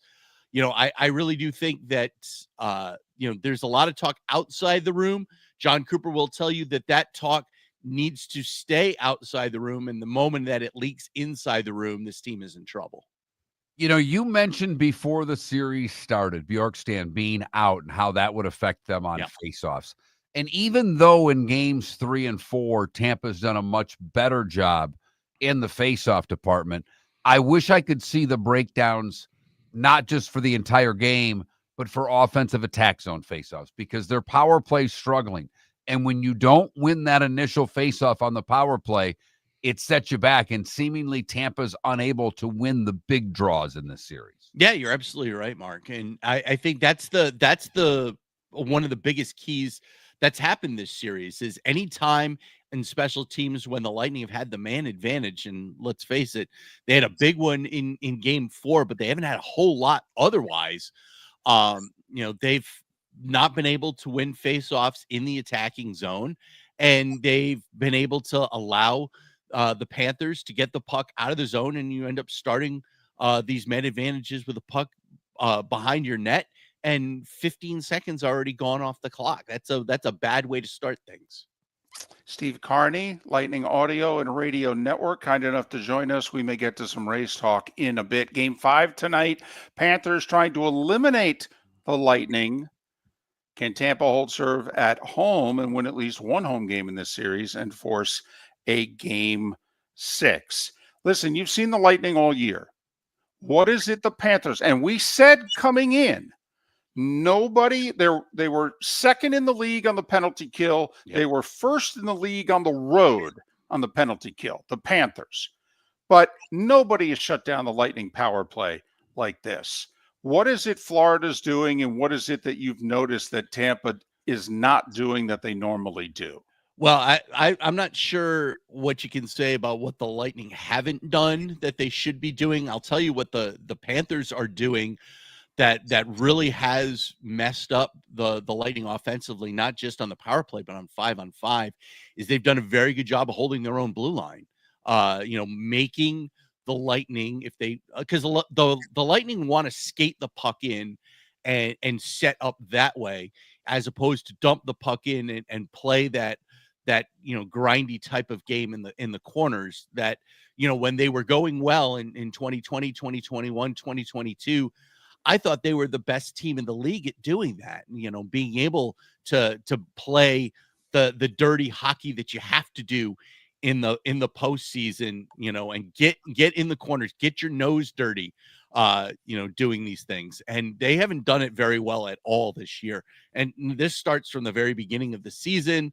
And even when they made the trades to get Bjorkstrand and to get Yanni Gourde back, I don't think that what they were able to do was enough. And the Panthers have shown that. You stand up at the blue line, and it becomes very difficult for the Lightning to set up offensively. It's a great point, Steve, because it's difficult for teams to flip a switch and say, all of the sudden, we're going to be a dump and chase team. When you play your whole season gaining the zone, skating it into the zone, and you have the Getzels and the Kucherovs and the guys who can do that, to tell them to play a different style in April is difficult.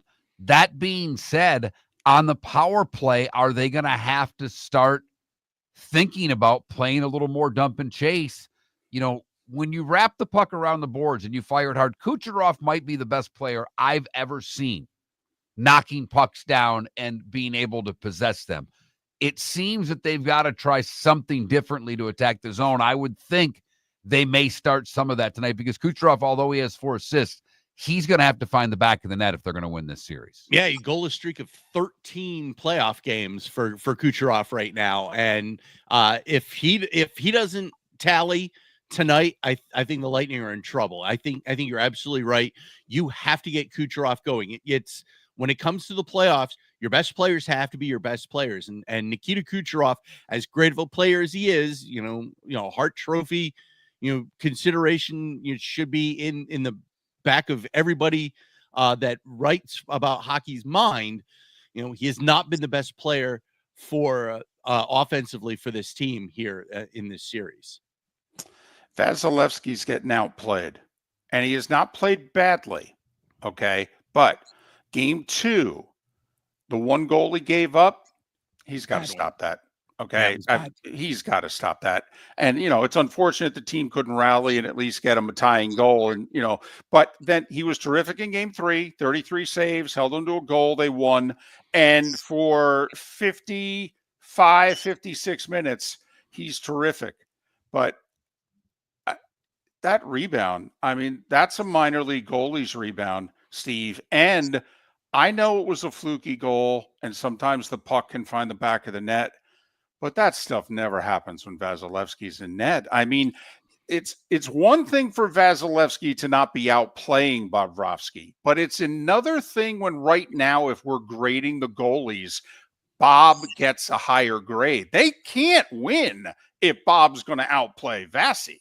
Yeah, like I said, your best players got to be your best players. And Vasilevsky for so long was the best player on the ice for either team. And you're right. I think Bobrovsky has played a better sort of game, limiting those sorts of rebounds that you were talking about, making sure that he's able to see the puck. I think there have been a couple of times the Seth Jones pucking goal in game 4 is definitely one that, he did not get a chance to see cleanly. It doesn't help that it goes off of a Lightning player's skate before it goes up and over his shoulder, but he didn't get a chance to get a clear view of that puck, or else he might have been able to make a play on it. But you're right. I think Bobrovsky has played, not significantly better than Vasilevsky, but I think that if you were to grade them, one gets an A-, the other gets a B+. The other guy that we've not talked about is Victor Hedman. He has 1 assist. He's -4. Yeah. He's your best defenseman. He can't be -4. Has he played poorly? Has it been bad luck? Or do they need a lot more out of Hedman? I'm not sure what's wrong with Victor this year, Mark, because I think that the weight of the sea, as much as I hate saying it, I think the weight of the sea has been something to him. It's meant something to him this year because, being the captain this year, I feel like Victor has had, I would say, maybe one of his worst seasons since coming into the league this year. Performance wise, I just feel like every time that the Lightning have had something go wrong, Victor's been on the ice. And, I think that, his defensive duo has not been the best defensive duo on the ice for the Lightning this year. I think that the best defensive duo on the ice this year has been McDonough and Chernak. And so I think it's been very tough for Victor to handle this year. And I don't know if it's going to get any better. I mean, Victor's now 35. He's going to be 35, I believe. And, he's not a spring chicken anymore. So, I feel like, I just hate saying it that, are we seeing the downhill slide of maybe one of the best defensemen that hockey has seen in this generation? Played a lot of minutes, and you wonder, is it just one of those years and he's got a second wind, or is this the slow decline that begins when you've played that many minutes? And Steve, okay, it does need to be pointed out, they're playing the best team in the East until proven otherwise. I mean, the Panthers are the toughest out. I don't care where they finished in the regular season. You look at their lines, you look at their defenseman depth, you look at their goalie, who's also going to the Hall of Fame. Their coach is outstanding. I mean, that's why these little things with the Lightning are so big, because Florida's the toughest out. Well, and that also shows why, it was so important in the regular season to try and get ahead of Toronto, so you could get that number 2 seed. And instead of having to face both the Panthers and the Maple Leafs to get to the conference final, you were going to get Ottawa. And so I think that, the Lightning did not do themselves any favors by not being able to win the division in the regular season. And it shows why why it's still so important, even though it's so damn long. Well, and hopefully Tampa can do tonight what Ottawa did last night, because they're starting to pucker north of the border. Coming back to Toronto. Couldn't be happier about that. Hey, quickly, McClanahan goes to the 60 days, not eligible till May 26th, I believe, to return. Should Rays fans be worried about a return of McClanahan, or is this procedural? It's procedural, Mark. He was going to need basically a full buildup again. So it was going to take about a month for that to happen. Even if he were to start everything today, you were looking at probably another 4 weeks of buildup to try and get him back to where he would be starting wise. So yeah, it's really pretty much it. I would say it's 100% procedural that they put him on the 60-day. Got about 30 seconds. Rays below 500 at home, and when you consider that they started 4-1, they've lost 10 of their last 15 at Steinbrenner Field. Is there anything to they're not built for that ballpark, or do you think it's just one of those things? Brandon Lau's had a lot of hard outs. It's really tough to win games when you're only scoring 1 run. My old mentor said it for both hockey and for baseball. It's hard to win when you score 0. It's almost as hard to win if you only score 1. So they've got to figure out a way to get some runs across by any way, shape, or form. And hopefully Chandler Simpson is a big catalyst to that. He's Steve Carney. He, of course, covers the Rays, but he's also part of Lightning Audio and the Lightning Radio Network. He will be at Amelie tonight, Game 5, Lightning and Panthers. Follow Steve on X, Steve Carney, Carney. Steve, we're appreciative of you and your time and your insight. Enjoy tonight. Have a great weekend. I will. Thanks, guys. Steve Carney, kind enough to join us once again here on Miller and Moulton. stpete9.com, by the way, is where you can go. It's his baseball site, stpete9.com. Well, I think the Lightning got to get a lot out of a lot of players tonight. Vasilevsky, first and foremost, is going to have to be great. But a Nick Paul, who's come up with a goal here and there, they're going to have to find some scoring from somewhere else, particularly if they could get it early, would be wonderful for the Lightning. They need a power play goal in the first period so they can take a deep breath. Miller and Moulton.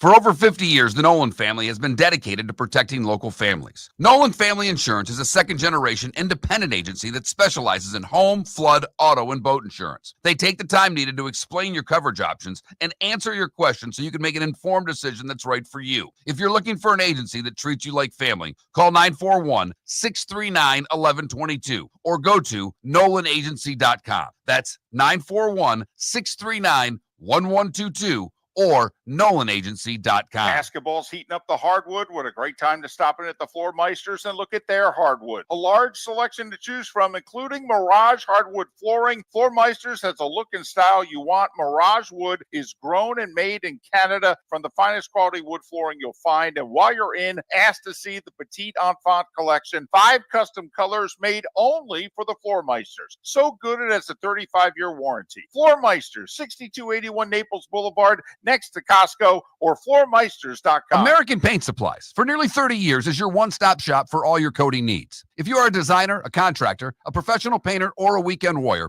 American Paint Supplies is the place where experts go to get expert solutions. At 6100 Shirley Street in Naples off of Pine Ridge, American Paint Supplies delivers the best solutions with the best products with the best support. Meet Gene and his team today at American Paint Supplies. Call 239-566-2700. That's 566-2700 or online at AmericanPaintSupplies.net. Wine glasses never fall over until you get a brand new rug.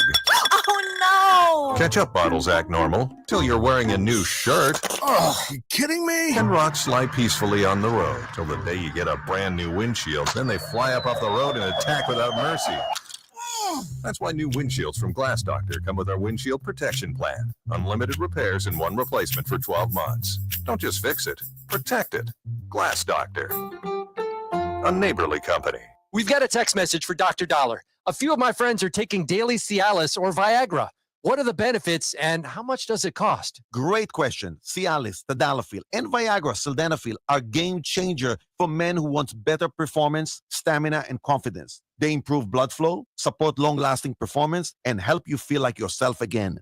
And the best part, at Revitalize Clinic, we make it affordable. Less than $1 per pill. No overpriced prescription, no hassle, just real results, American-made, at the best prices in town. Plus, with early hours starting at 5:30 in the morning, we fit your schedule. Take control of your health today. Call Revitalize Clinic at 239-277-5770. Visit revitalizelounge.com or text Dr. Dollar directly at 239-980-2302. That's 239-980-2302.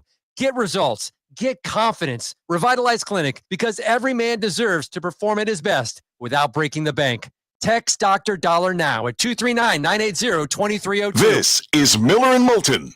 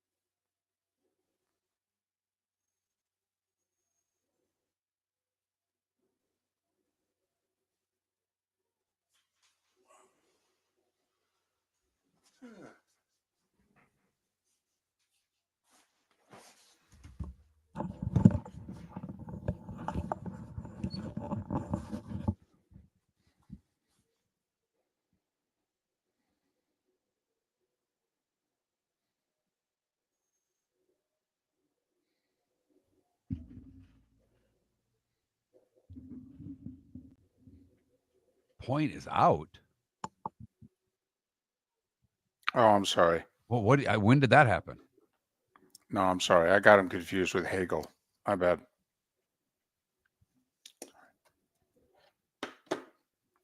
Like, I thought I missed something. Like, what the hell happened?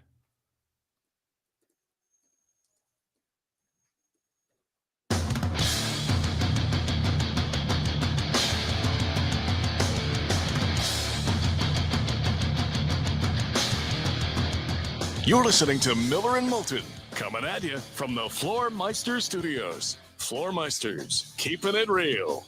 And now, here's Mark Miller and David Moulton. It is the final hour of the show in Lake City, Live Oak and surrounding areas, Port Charlotte, Venice and surrounding areas. We're just halfway home in the 239 and the 904. Miller and Moulton, millerandmoulton.com, Miller_Moulton. On X, Seth Everett to join us coming up in about 35 minutes time. We'll preview the Kentucky Derby tomorrow. Kurt Becker scheduled to join us to preview the Kentucky Derby. The calendar shifts to May. So does our focus, including the Derby, which is Saturday. And you mentioned yesterday, I think it was yesterday, maybe the day before, that Toby Keith has a horse in the Derby. Jason Worth also has a horse in the Derby. It's his second horse in the Derby. He's become quite the horseman who is starting to try his own syndicate and has people involved. And this is his new labor of love. Read an interesting article on he and the people he's working with. I was fascinated to jump into that business. It's really hard. It's really expensive, and it's difficult to be good. And he's done a pretty good job. Well, when he left the Phillies for the Nats and he signed one of those 7-year big money, I think he signed for like $17 million a year. And we're talking like 2010. This is serious coin 15 years ago. In fact, the Nats kind of overpaid for him a little bit. But he obviously, Mark, took care of his money. Because to get into this business, as you said, I mean, tough to do it on Miller and Moulton income. Right. We couldn't afford the feed for the horses. And no better time than right now to say text sponsor to 21,000. The good, the bad, and the ugly, the starting five, both sponsorable segments, and we'd love to attach your name to it. No doubt about it. Text 21,000 is the number, sponsor, and one of us will get a great package in your hands almost immediately. David can laugh all he wants. It's the lifeblood of our business. I'm chuckling. And we could use you now. I'm chuckling only because that was one of your better sponsor plug segues. And so that's why I'm chuckling, because some of the others are just so blatantly obvious. But I love the fact that was a professional segue plug right there. Very well done. David, I have left this subject alone all week. People have asked my opinion, and I have ignored them. But I believe it's now time to broach this subject. Wow, what is it? Well, earlier this week, in fact, on the 27th of April, they announced the newest entrance into the Rock and Roll Hall of Fame. Oh my goodness, you want to go here? Oh my goodness, I can't believe it. Yes, on Sunday they announced it. Do you know where do you want to know how much this Hall of Fame has completely jumped the shark and how big of a joke the Rock and Roll Hall of Fame has become? Where did they announce the newest entrance into the Rock and Roll Hall of Fame? Well, I would assume they'd announce it in Cleveland because that's where it's located. No. They announced it during a live broadcast of Rock and Roll Hall of Fame Night episode on American Idol. Oh, this really got you. No, actually, I don't have the venom that I want. I've given up. This whole, and here's the thing. I really want to go. I desperately want to go to the Rock and Roll Hall of Fame. I think I would love the history and seeing the different displays. You've been there. You said you thought I would absolutely love it. I think you'd love half of it. I think you'd find it lacking, though. Like, I believe there's like a basement and 3 floors, I think. Like, one of the floors is strictly merchandise. Well, I don't think that's going to interest you at all. No. The top floor has very little. I found the top floor to be like an attic. Okay. Kind of like, well, there's a little something here, but I'd want more to sink my teeth into. Now, the middle 2 floors, okay, you'll love. And you can spend hours on those middle 2 floors. But I actually think you, being the music fan that you are, will expect more than what you get. It was fine for me. But I literally had you with me when I went to the Rock and Roll Hall of Fame during a few hours off in Cleveland one day. And I went through it thinking of you the entire time. And I'm like, oh my goodness, Mark's going to love this. Oh, Mark's going to love this. But you should go. You should go. But half of it you're going to find to be a waste of time. The other half is a buffet. And I would love it because I love museums. In the Andy Warhol Museum is in Pittsburgh. It's where he's from. One of my trips to see my wife's family, I told her, I said, let's go to the Warhol Museum. I want to check this out. He was a weirdo. Let's see what this is all about. And, unfortunately, I had my mother-in-law and my daughter with me. It really wasn't a place there was one whole area that was not appropriate for my daughter at all. So I'd like to go back when I could see the inappropriate stuff without having to worry about where my daughter is at that particular time. But anyhow, back to the Rock and Roll Hall of Fame. David, I seriously want you to stop me when you think that this is a Hall of Famer. We do this with football, and we have a hell of a time when they get to the finalist list of choosing who the Hall of Famers are because we think they all are. Bad Company? That a Hall of Famer to you? Not to me, no. Not, and I like Bad Company. They're fine. No. They're Excellent fine. band. Yeah, no, excellent band. Put a little Shooting Star on. Get rock out. But I don't think they're a Hall of Famer. Chubby Checker. I would argue that because of the twist in the early parts of rock and roll, that's worthy of consideration. I'd put Chubby Checker in before Bad Company. I would too. Joe Cocker. Because of your mom. I was originally a no on Joe Cocker. I did some reading up on Joe Cocker. I can be talked into Joe Cocker. His biggest hit was a Beatles song. I got For it. what it's worth. I know. Cyndi Lauper. Well, once again, it's the Rock and Roll Hall of Fame, and she doesn't fit. But they don't have a pop Hall of Fame, so they have to put all the pop artists somewhere, and they put them in Cleveland. I don't think she's a Hall of Famer. Like, to me, her career wasn't long enough. Her great years were great, but I don't think Terrell Davis is a Hall of Famer. Terrell Davis had 3 great Hall of Fame years. But I don't think Terrell Davis should be in the Pro Football Hall of Fame. To me, Cyndi Lauper is Terrell Davis.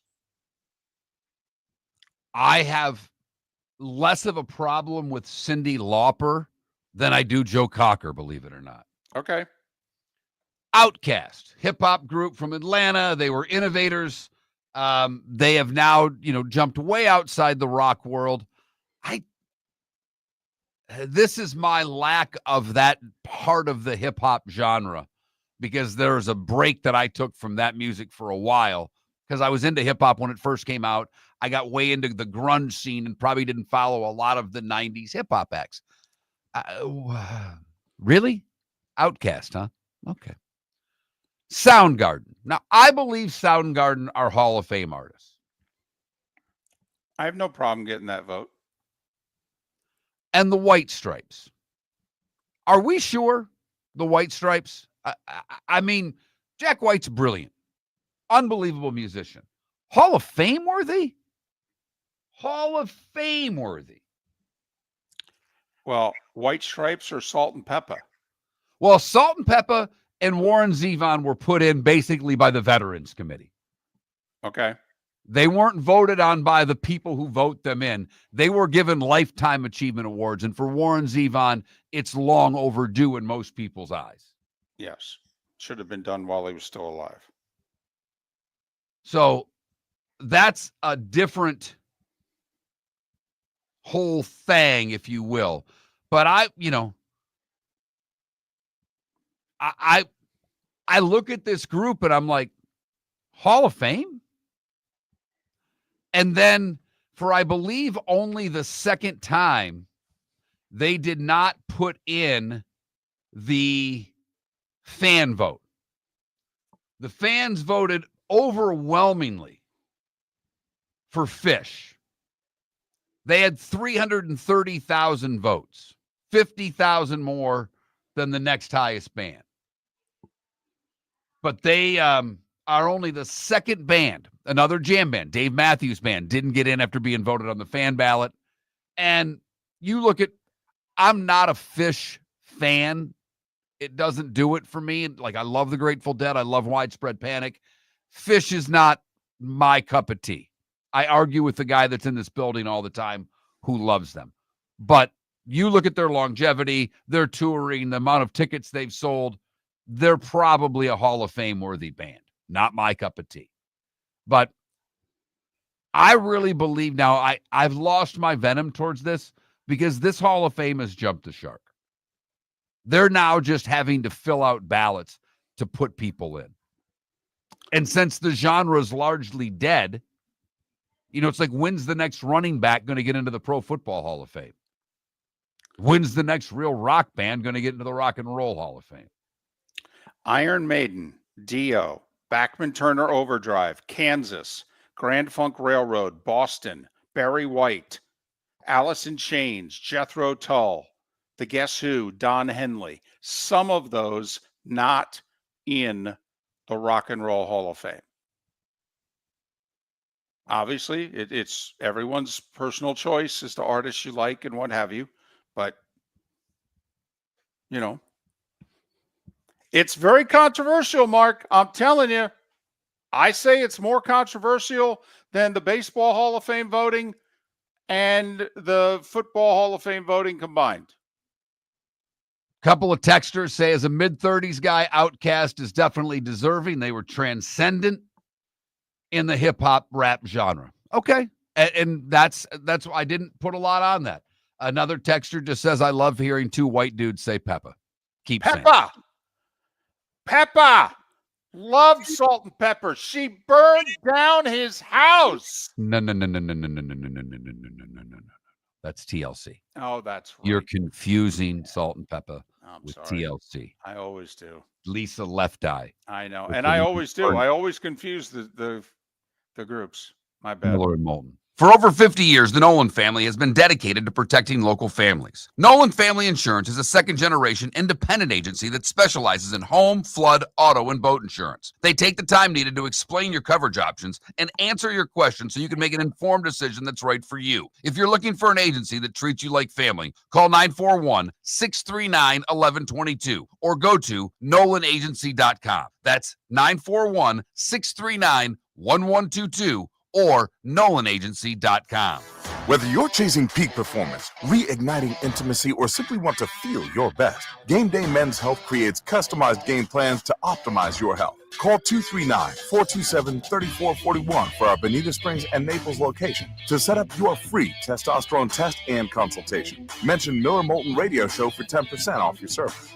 Find your maximum self with Game Day Men's Health, Bonita Springs and Naples, Florida. Call 239-427-3441 427-3441 today. American Paint Supplies, for nearly 30 years, is your one-stop shop for all your coating needs. If you are a designer, a contractor, a professional painter, or a weekend warrior, American Paint Supplies is the place where experts go to get expert solutions. At 6100 Shirley Street in Naples off of Pine Ridge, American Paint Supplies delivers the best solutions with the best products with the best support. Meet Gene and his team today at American Paint Supplies. Call 239-566-2700. That's 566-2700 or online at AmericanPaintSupplies.net. Basketball's heating up the hardwood. What a great time to stop in at the Floor Meisters and look at their hardwood. A large selection to choose from, including Mirage hardwood flooring. Floor Meisters has a look and style you want. Mirage wood is grown and made in Canada from the finest quality wood flooring you'll find. And while you're in, ask to see the Petite Enfant collection. 5 custom colors made only for the Floor Meisters. So good it has a 35-year warranty. Floor Meisters, 6281 Naples Boulevard,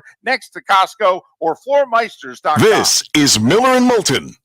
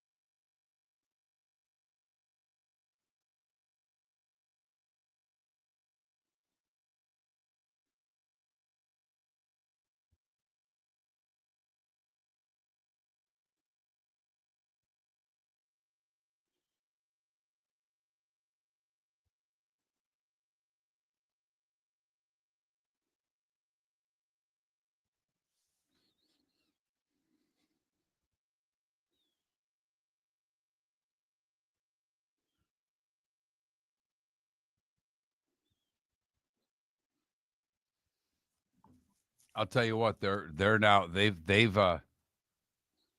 meaning the media, looks like they've become a little unhinged at going after Belichick's girlfriend now. They're digging up anything they can. Well, I think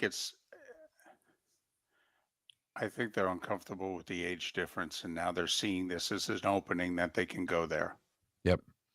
RCB, I would agree with you. I mean, Lane Staley had the best voice of that genre. I don't think you can argue that. I was actually just watching clips of the Unplugged that Alice in Chains did yesterday with some interviews with Jerry Cantrell.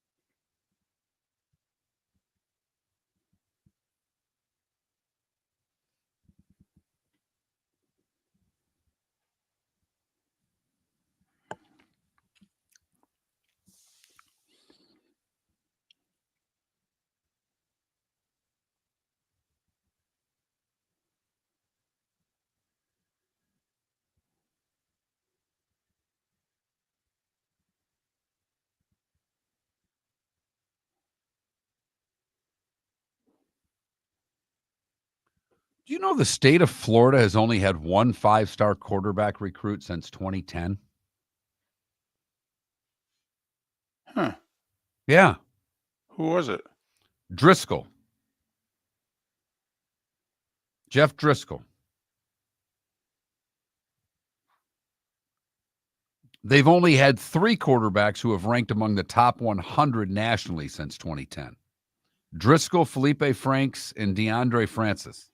Or Francois. Yeah, I think it's Francois. You're listening to Miller and Moulton. And now, here's Mark Miller and David Moulton. 21 minutes past the hour. Our buddy Seth Everett to join us coming up in a little more than 15 minutes time. He'll be doubly tired. One, because he stayed up for double OT last night, which you have to do as a fan. But then because his team lost and got eliminated, that's a whole extra. That feels like 2 less hours of sleep right there. You know, that even if you got 7 hours of sleep, it only feels like 5. So Seth will probably be tired, a little cranky, a little bummed. Probably, my guess is Mark more bummed because watching the Devils is such a family thing with him and his daughters.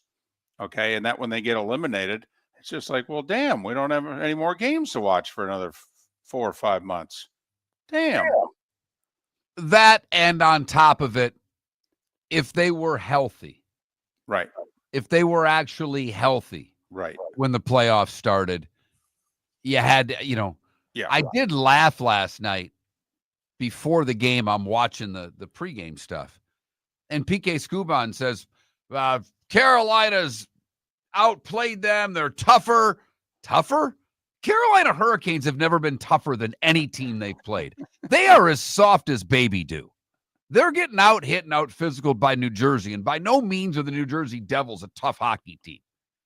Now, I don't know what happens. I think Washington will be more physical if they can get through the Canadians. I think Washington's more physical than Carolina, but Carolina may walk right to the conference finals. But when they end up against Florida or Tampa or Toronto, they'll be in for a surprise as to the level of play, how high it will go up. By the way, there is a fascinating thing, and we won't spend much more time on this, but you've got the Hughes brothers in hockey. And I think you've got 3 of them, right? 2 play for New Jersey, and the one is the outstanding defenseman, I think Quinn Hughes, right, who won the Norris last year in Vancouver. Well, apparently the brothers have decided they want to play together, and they're not being quiet about it. I guess Quinn Hughes has told Vancouver, I want to play with my brother. And so Vancouver has a choice. He's all but told them, you got a choice. Get the best damn deal you can and send me to New Jersey, or find a way to acquire my brothers, because we're going to play together. And let me tell you, the one guy's a first-line forward, and the other guy is one of the 3 best defensemen in the sport. I mean, damn. I just, hey, we see this in the NBA all the time. When's the last time we've seen something like this in the NHL, in which it's like, well, we're playing together. You two decide which team we're playing for. I was going to say that is very NBA-esque out of the Hughes. Little sidebar with that one. If Kyle McCarr doesn't win the Norris, something's wrong. Okay? Cale McCarr? Cale McCarr, yeah. If he doesn't win the Norris, there's something wrong. This year, especially. Yes. No. Yeah, I'm with you. Do you remember all last year when I kept saying, why the hell is no one signing Hunter Renfroe at wide receiver? I do, and when I read the article about it today, I did kind of smile. And I just said, there's got to be something going on here. He's got to be hurt or something. Doesn't want to play. This makes no sense. He's a productive receiver. All he does is get open and move the chains.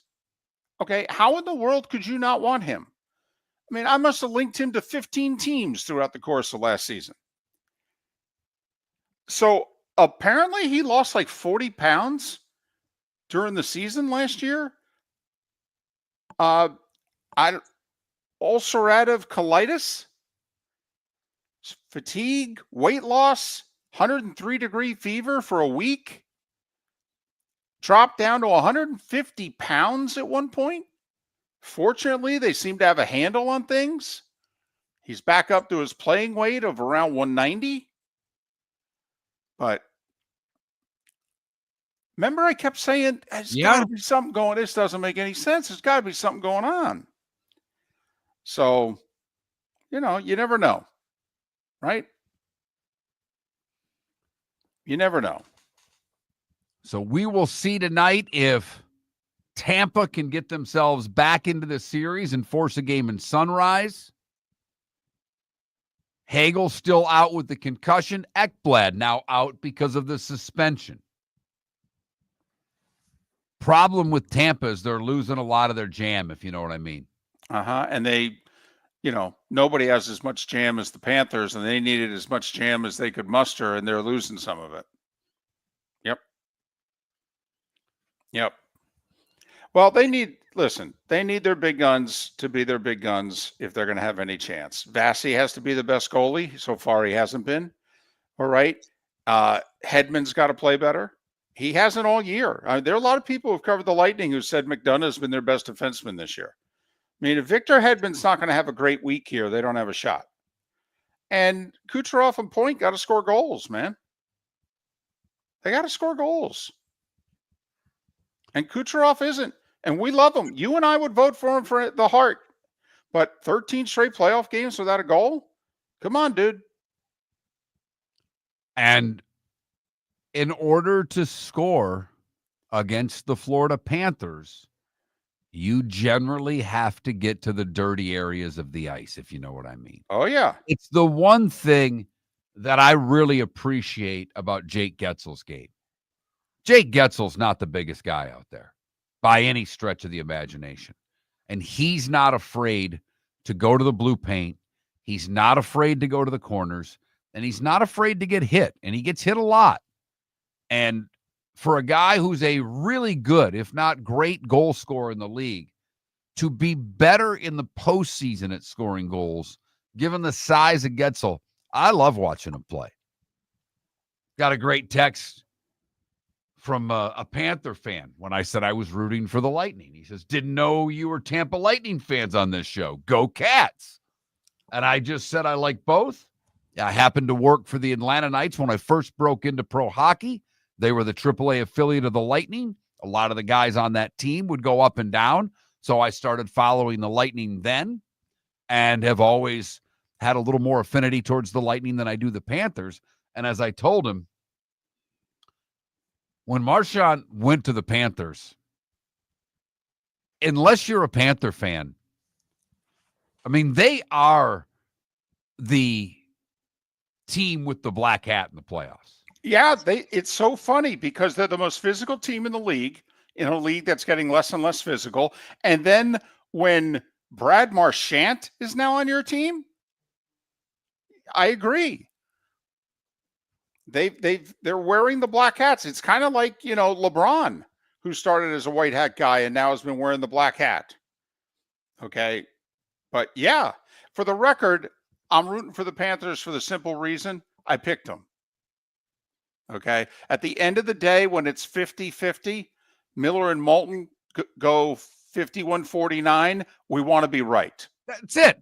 We do this for a living. I picked the Lightning in 7, probably did that with my heart more than my head, and it's going to bite me in the tuchus, as David Sampson would say.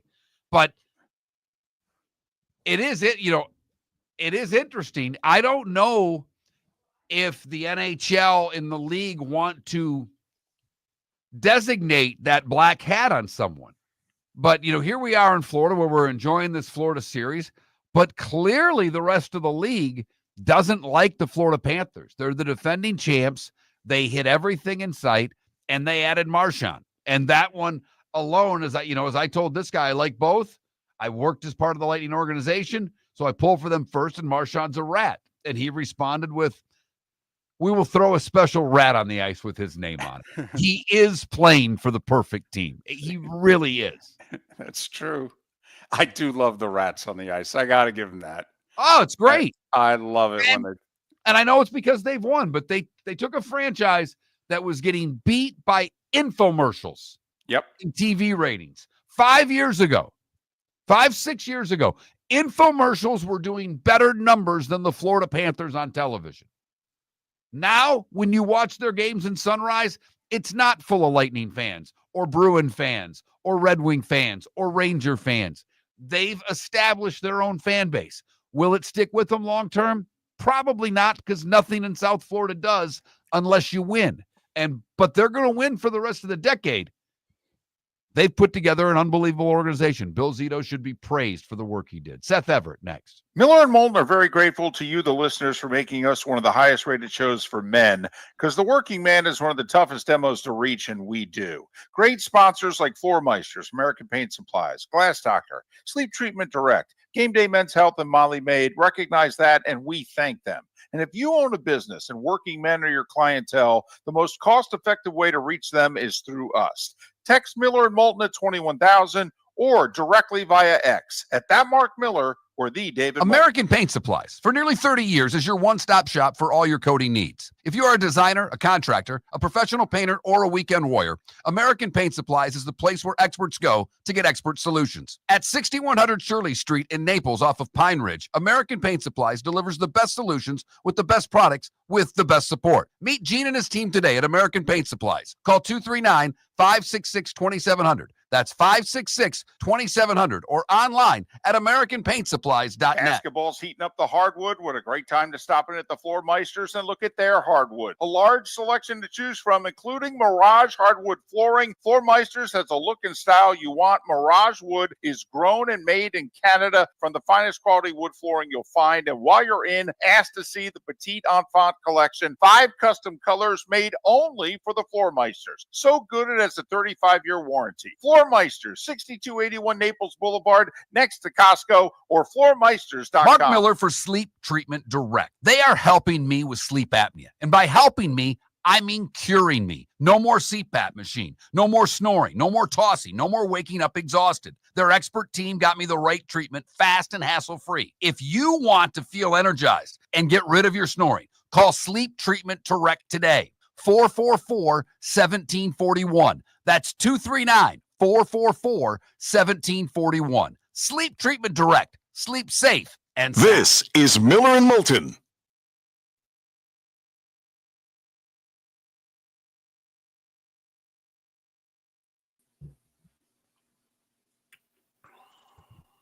Hi, Seth. I got to work on this lighting. That's better. Whatever you just did made it a lot better. Yeah, I just leaned forward. Watch this. Yeah, it's bad. It's weird.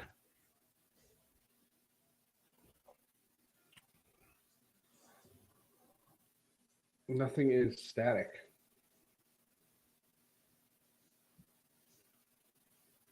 I logged in and I heard you guys talking about Quinn Hughes and my brain percolated. Your goaltender played out of his tree. Holy moly. Wow. That was correct. 45 straight saves.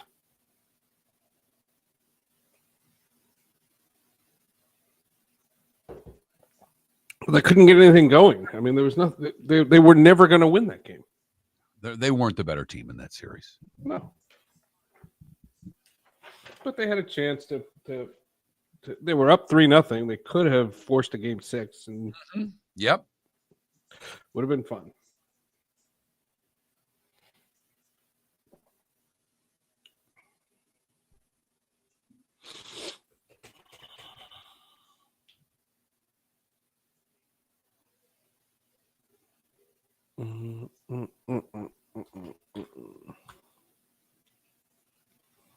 Hall of Justice returns this week.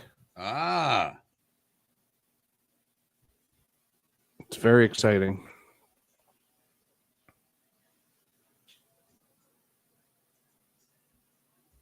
Oh, and I have new artwork for Sports with Friends. Hold, please. So did you obviously got all your music redone? I have about 120 episodes left. I'll work on it this weekend.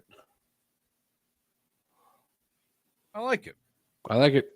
AI. That was AI, and ChatGPT looked up Sports with Friends, and I said, "Can we do new artwork?" And I didn't give it anything. And the image of the guy kind of looks like me. I know. That's what I thought too. I know. I don't know how they did. I don't know how they do that.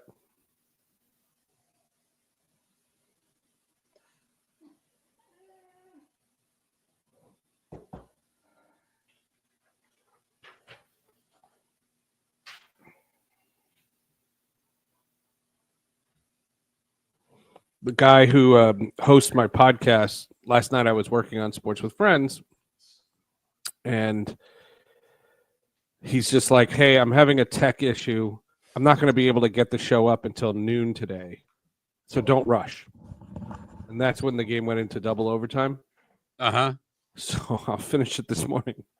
Thank God I didn't have to first do that last night.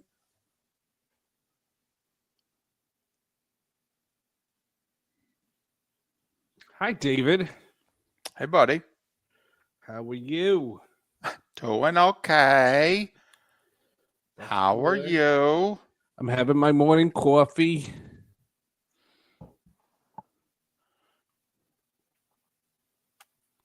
To fit the stereotype, you're supposed to have a bagel with it. I would love a bagel. I am way too lazy to go get them. To go get one, but I would love a bagel. That would be nice.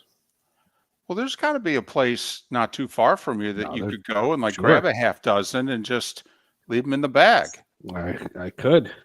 That would be a great idea. We'll go for a walk. It's not that close.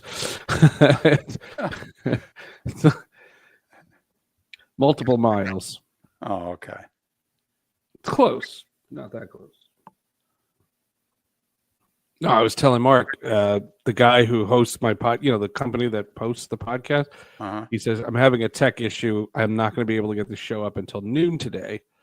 So last night I was supposed to finish it, but then the game went into overtime, and I was like, "Nope." So I got to finish it this morning.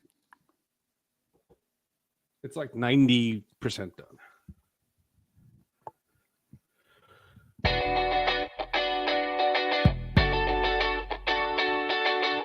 You're listening to Miller and Moulton. And now, here's Mark Miller and David Moulton. 22 minutes until the top of the hour. Miller and Moulton, millerandmoulton.com, Miller_Moulton on X. Thanks so much for being with us today. It's that day and time for Seth Everett, Sports with Friends Hall of Justice, his two terrific podcasts.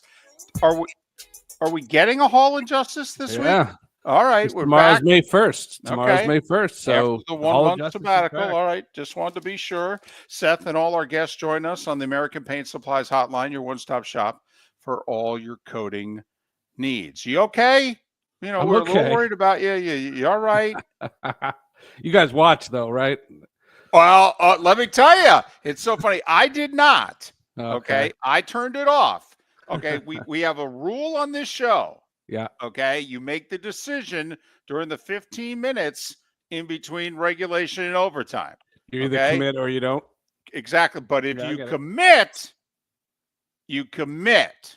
And I committed a cardinal sin last night, Seth. I started watching the second overtime. Yeah. I saw the penalty. Yeah. I saw the first minute of the power play. Yeah. And during a whistle, I said, I literally said to no one, I'm like, what the hell am I still doing up? I'm exhausted. I'm going to bed. I got to get up in a few hours. I did not see the end of the game. Yeah. I could have stayed up for 5 more minutes, tops, and would have seen Sebastian Aho bury that one-timer to end your Devils season, but I opted not to. And what I was afraid of doing is that the Kings and Oilers are already in the second period. Yes, they were. Right. And I'm like, if I stay up any longer for overtime, I'm going to start watching Kings Oilers, and it's going to be 1 a.m. before I know it. That's so funny. Well, all I know is my 16-year-old, who I adore, and she's my favorite part of watching the Devils.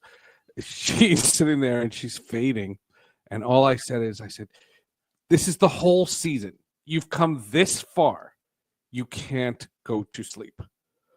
And then I thought to myself, I said, I am a good father. Yes, you are. Yes, you are, Seth. All right. Serious question.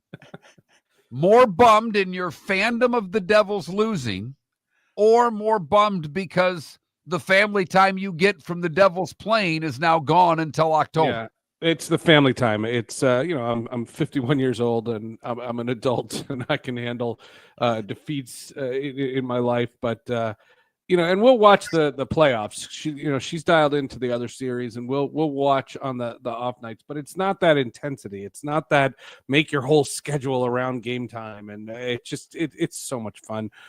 People ask me all the time about bucket list. I've covered 2 Super Bowls, 12 World Series, all those things, and my bucket list is very simple. I want to see the Devils win a championship with them, and as they get older, the chances of that get less and less. There's that commercial that was out a couple of years ago about the Colorado Avalanche fan that used to take his daughter to games. And then, when they win the championship, he's on FaceTime. And that would break my heart. That would break my heart because not only, when they go to college, yes, they come home and the semester's ending. So the playoffs, there's a good chance, even when she's in college, that she'd be back for the playoffs. But internships and life changes and whatever it is, you don't know. So I feel like there's a short window, and I know my team is good, and I want it. So it's so frustrating when they don't win because it's a finite window of being able to have that moment with her and the other one for that matter in my presence, whether it's at the arena or on TV. In my presence to see a championship. I saw 3 championships. That's not a bucket list. With them, it is. It's funny you say that because obviously people know the teams that I'm a fan of. And I've had a very up and down career. And between the fall of 93 and the fall of 94, I was unemployed. And my life was in shambles. I was getting divorced. And I moved back home. And I was somebody who went away to college at 17 and never went back home. Mm-hmm. Okay. I mean, like you said, I had, a couple of summers, but that was it. By, junior year of college, I was gone. And here I was out of the business. I don't have a plan B, but it was the spring and summer of 94. And I'm a Rangers and a Knicks fan. And I was living in North Jersey and I was able to see in person at times, but experience their respective runs to the finals. And then obviously the Rangers dance with Lord Stanley. And a buddy of mine who I was working with just a year or so earlier, who got a job in Florida, everything I wanted, was main anchor, everything I wanted. He called me and told me I was lucky to experience the run that I experienced as a fan in basically our home while he was stuck alone, if you will, in Florida. And I'm like, I don't know. I think I'd trade you the gig. He's like, no, you wouldn't, to be honest. You wouldn't. Because you'll have that memory forever. Of course. Yes. Yeah. And my memory, of course, being the only Devil fan at the internship at WFAN that summer. Exactly. And for WFAN management making me go to the Rangers Stanley Cup parade to interview men on the street interviews just because they knew I was the only Devil fan. I still love their sense of humor, Seth. I really do. But I think your point's a valid one because, my son's now 25 and I look at, we still see each other and do things together. But you have a relationship with them, but it's different. No, but now my bucket list really has changed. It's like, what games can we figure out that we can go to together? 100%. He's a big college football fan and a big hockey fan. He's never been to Little Caesars Arena. I got to figure out a way for he and I to fly to Detroit for a weekend and go see a game, because those are the things that become more important than your team winning. Yeah, you want your team to win, but you want to experience that joy with your kids when they 100%. Have the same passion for the same teams that you do. 100%. My bucket list is very simple. I want to see an Arsenal home game in North London, and I want to see a Devils championship with my kids. You've interviewed Eli Manning a few times. You've done a couple banquets with him. We did a charity event for 15 years. Yeah. Right. I mean, I don't know if you go so far as to say you're friends, but you're friendly. Okay, fine. Friendly. Okay. Sure. Did you know that Eli was interested in being an owner of the Giants? Yeah. I mean, did that ever, all the times you talked to him and what have you, did that ever come up that Eli wanted to be an owner? No, I mean, I talked to him recently. We talked recently, but yeah, that's something that he's into. Look, they owe him money from deferred contracts and all that other stuff. I mean, get a piece of the team. Yeah, it's valued at $8 billion, though. Of course. Mean, to come up with 10% is.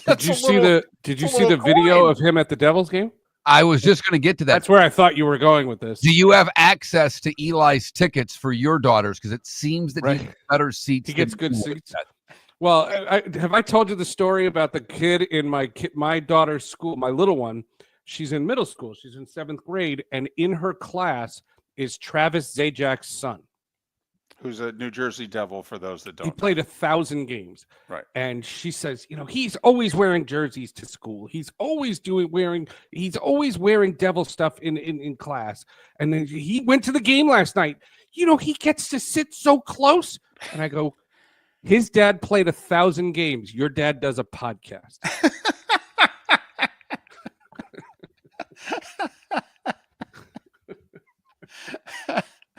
Be thankful you're in the arena. Here, go get nachos. Right. All right, Seth. You did something you don't normally do. Although we encourage, I love when the three of us have a little text chain going back and forth, whatever it is.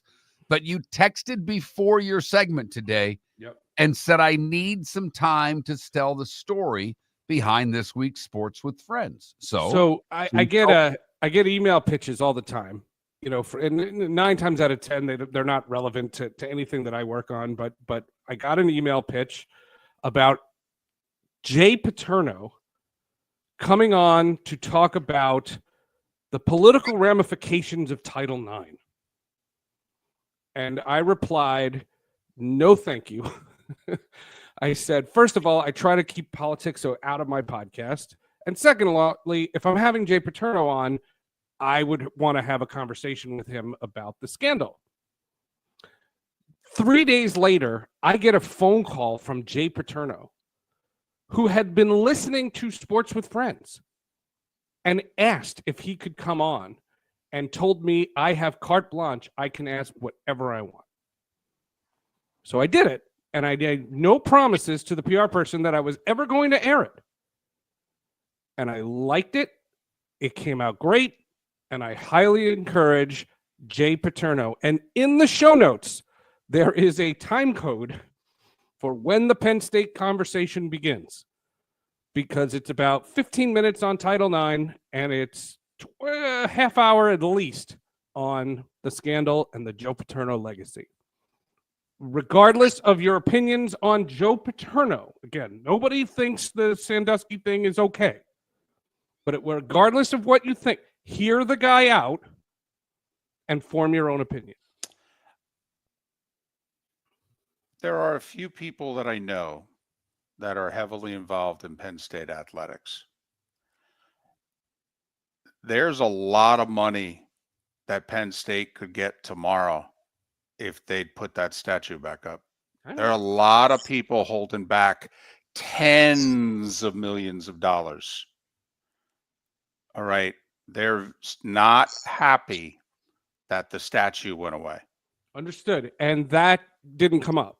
We barely talked about the statue. I will say Jay says in the podcast that Joe had no idea. Right. My response was, when he found out, what was his reaction? Okay.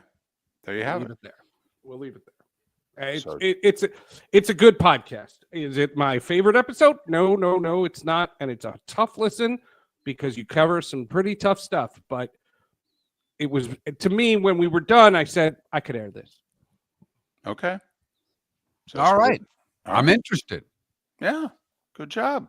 Because I would say most people, and this is the hard part for you, and I think it's why you kind of wanted to give that disclaimer. At this point in time in life, most of us have formed our opinions, and it's going to be tough for us to change those opinions on his father. And mine weren't changed.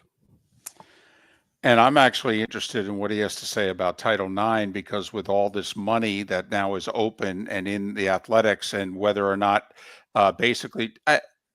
it seems either Title IX is going to completely go away, or they're going to have to reconfigure their entire financial model, because actually Title IX is not going to go away. So then the money has to be divvied up 52-48. And right now the money is being divvied up 98-2. Correct. So I'm fascinated actually by where we go. It's a good episode. I'm 501. Okay. Jay Paterno. He didn't have his wife or younger girlfriend standing by to correct you on any questions you may have asked. No, but his T-shirt was ripped. No. Well played, young man. Well played. Hall of Justice for the first time in a month. Go. Yeah, Hall of Justice has a brand new open that is awesome. I will just tell you that the open, it's my 6th open in 10 years, and it is fantastic. Daredevil Born Again, the review. The show ended about 3 weeks ago, but we obviously didn't have the podcast. So Daredevil Born Again, the review on Hall of Justice. Never seen you that excited about the open. Oh, it was so, you know how that when the creative juices get flowing, Saturday afternoon, I started working on that thing, and I didn't finish till about 11 at night, and I was transfixed, finding clips and mixing and sound editing. Oh my God, I loved it. That's the part of this project that I love. When 7 seconds of this are flagged by Spotify again? No, I've checked.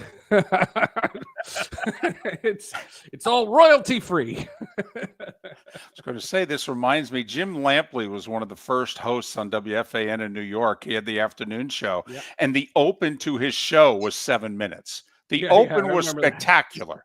Okay. The open was so long. Okay. They do like the sports headlines, couple commercials. They'd play the open, and they'd actually some days just go to break. We played that in our class, in my history of sports media class. We played that open. This was really good. Yeah. He's Seth Everett. He's really good. Sports with Friends Hall of Justice. Follow Seth on X at Seth_Everett. Seth, Quinn Hughes will sign as a free agent in 2 years. No, but okay, since we have 30 seconds though, you have to admit this is fascinating. We can't recall a situation. The Canucks, right? The Canucks are saying, look, I could acquire Jack and Luke. He can't, because he doesn't have any chance to do so.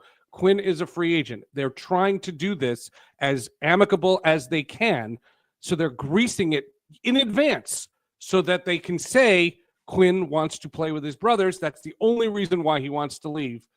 And that's why he's coming to New Jersey. Drafting Luke was the smart move. Seth Everett, Miller and Moulton.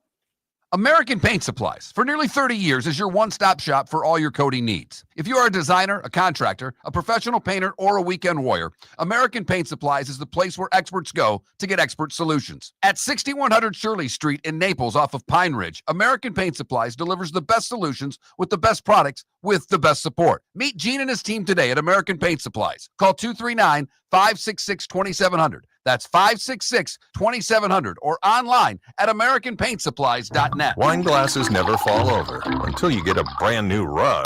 Oh, no. Ketchup bottles act normal till you're wearing a new shirt. Oh, you kidding me? And rocks lie peacefully on the road till the day you get a brand new windshield. Then they fly up off the road and attack without mercy.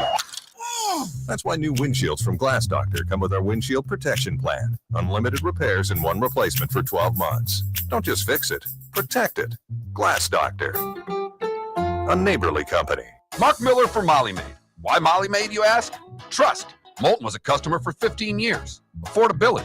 Didn't I just say Moulton was a customer for 15 years? Worry-free services. Our professional house cleaners are fully insured and a 24-hour warranty. Call Molly Maids today at 239-774-5839. That's 239-774-5839 or online at mollymaid.com/FTMYERS. That's mollymade.com/FTMYERS. Basketball's heating up the hardwood. What a great time to stop in at the Floor Meisters and look at their hardwood. A large selection to choose from, including Mirage hardwood flooring. Floor Meisters has the look and style you want. Mirage wood is grown and made in Canada from the finest quality wood flooring you'll find. And while you're in, ask to see the Petite Enfant collection. 5 custom colors made only for the Floor Meisters. So good it has a 35-year warranty. Floor Meisters, 6281 Naples Boulevard, next to Costco, or floormeisters.com. We've got a text message for Dr. Dollar. I feel tired, sluggish, and just not myself. I'm gaining weight, my energy is low, and I've lost my drive. Could it be low testosterone? Absolutely. Testosterone naturally declines over time, but you don't have to accept it. Low T can affect your energy, strength, mood, and focus. But here's the good news. Testosterone replacement therapy, TRT, can help restore your vitality and get you back to feeling your best. Imagine waking up strong, sharp, and energized, ready to take on the day like you used to. At Revitalize Clinic, we specialize in physician-guided, American-made TRT designed just for you. Take control of your health today. Call Revitalize Clinic at 239-277-5770. Visit revitalizelounge.com or text Dr. Dollar directly at 239-980-2302. Feel like yourself again. Testosterone replacement therapy, because your best years aren't behind you, they're just getting started. Text Dr. Dollar now at 239-980-2302. This is Miller and Moulton.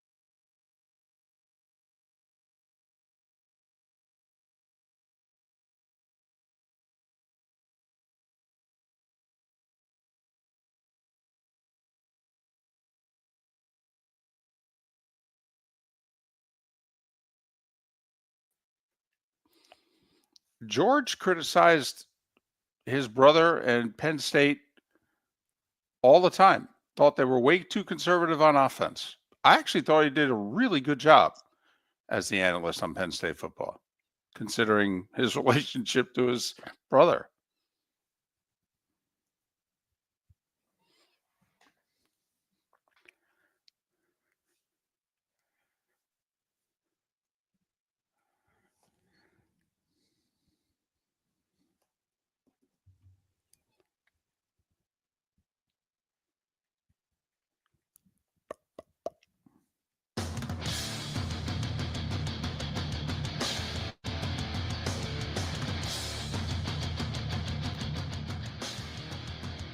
You're listening to Miller and Moulton, coming at you from the Floor Meister Studios. Floor Meisters, keeping it real. And now, here's Mark Miller and David Moulton. It is the bonus hour of Miller and Moulton in the 239 and the 904. Thanks so much for being with us on this hump day, final day of April. Miller and Moulton, millerandmoulton.com, Miller_Moulton on X. We've talked a little hockey today. Game 5, Florida, Tampa Bay tonight. Talked a little hoop. Talked some football, a little baseball. In other words, we're kicking it around. It's that time of the year. Record draft ratings outside of the COVID draft of 2020 when we didn't have any live sports, so we devoured the NFL draft like never before. But otherwise, this is the highest rated draft ever, in large part because of Saturday's draw, with Shedeur Sanders not being drafted until the middle of the 5th round. Someone's supposed to go in the 1st, certainly going to go on day 2, slips all the way to the 5th, and after Mel Kiper had his out-of-body experience for 2 consecutive days on air, the intrigue continued into Saturday. By the way, does this help Mel? Mel got a lot of bad press. He had a lot of bad Twitter, if you will, off of Thursday and Friday. And even after the draft, people piled on Mel. Mark, you know how this business works. 2-3 days later, the ratings come in and they're through the roof. Do you think that this helps Mel? Well, David, I'm going to flip this question on you because I don't know how television executives think. I don't. I wish I did. I think you've got a better gauge on it because, let's be honest, you've confronted them on a regular basis over the course of the last 15 years, whether it's CBS, Fox, or now ESPN. You are not afraid and unabashed when you take on people who are several levels above your pay grade. It's never stopped you once. It's one of the charming things about you, David. Mark, I'm glad you called it charming because it is true. Okay, I don't bring a lot to the table, but I do have no problem telling people that are more intelligent and wildly more successful than me that they don't know what the hell they're doing. That is true. So the one thing you've taught me a long time ago, and I think not really a beef that you and I had, but you and I would get into a little bit because you were fascinated by what Twitter thought of something. And I'm like, David, nobody's on Twitter. In the grand scheme of things, it's not that popular of a social media mechanism. No, it's like inside the beltway for politics. That's to a large extent, that's who's on Twitter. Like you always used to say, the media is talking to themselves on Twitter. Okay? That's what it's for. It is the media following the media, following the media, following the occasional player. And that's all well and good. But you have impressed upon me, even though Twitter's its own animal, industry executives live on X. Live on it. They live on what the instant feedback is about whatever their broadcast is.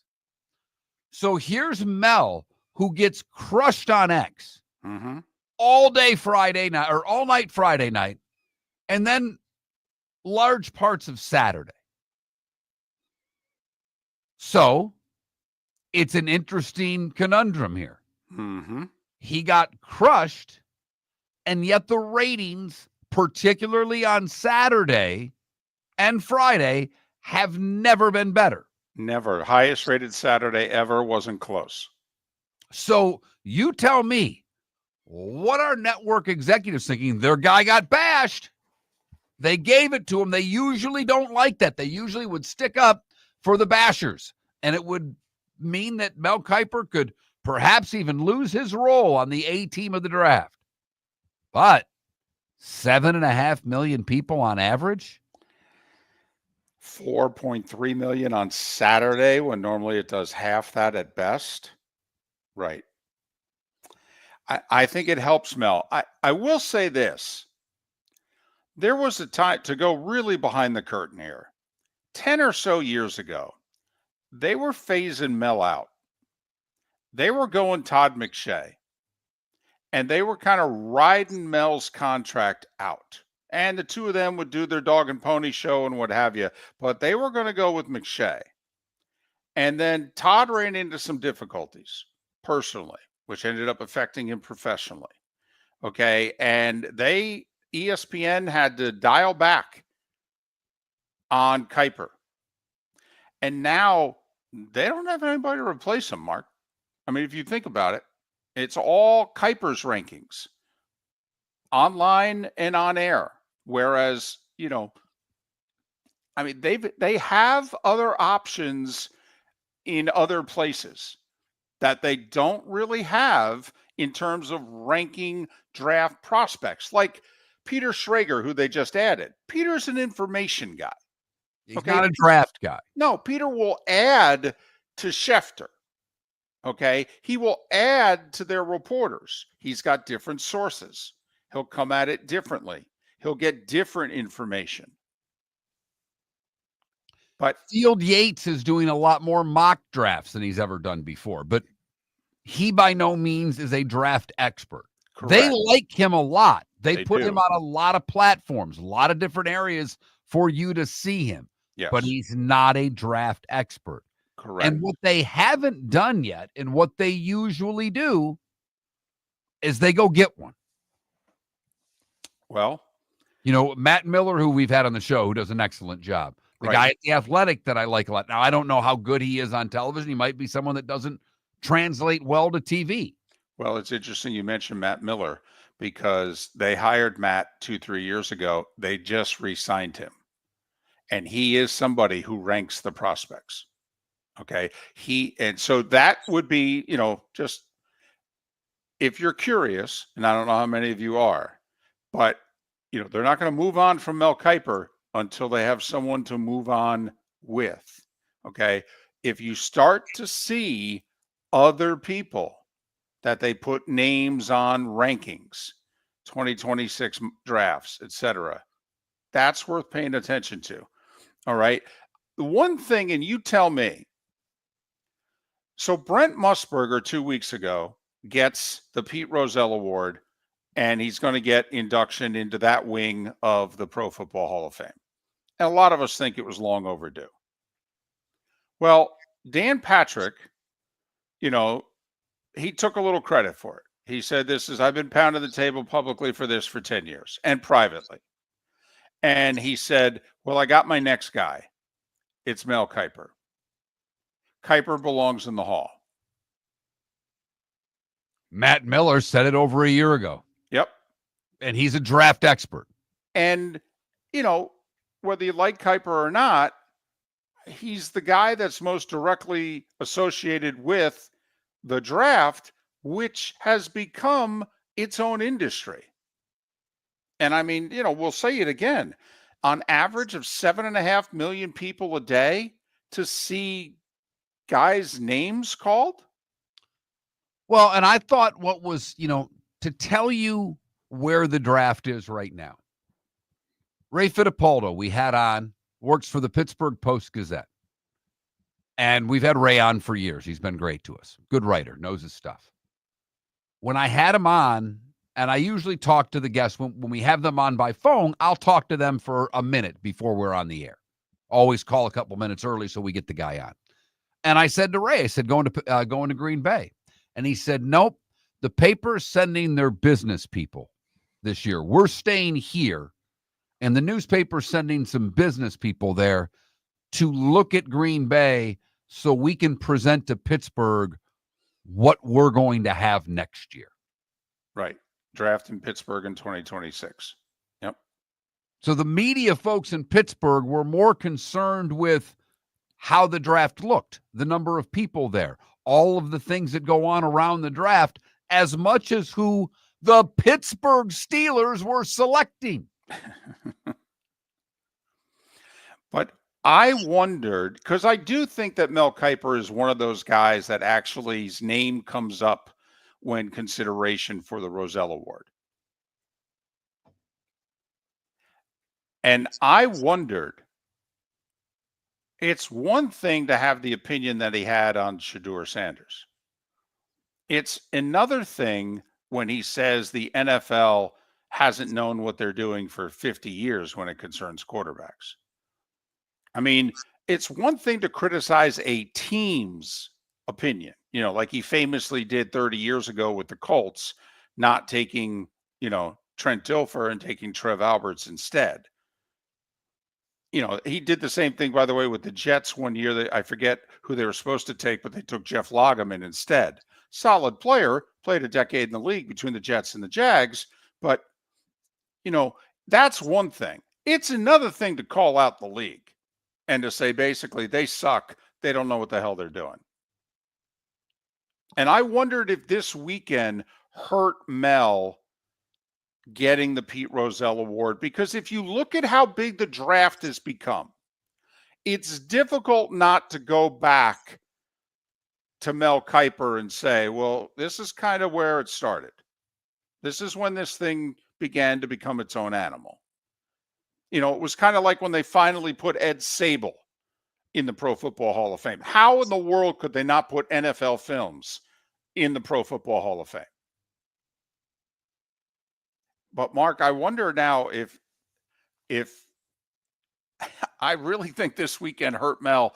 It may not have hurt him with ESPN. I think the ratings bail everybody out, but I think it hurt him with the NFL and the Pro Football Hall of Fame.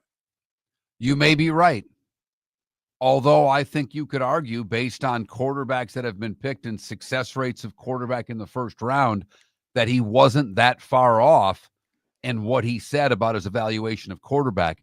If he would have simply said, not only is the NFL, I don't know either, and then listed all the mistakes he made along the way, it would have bailed him out.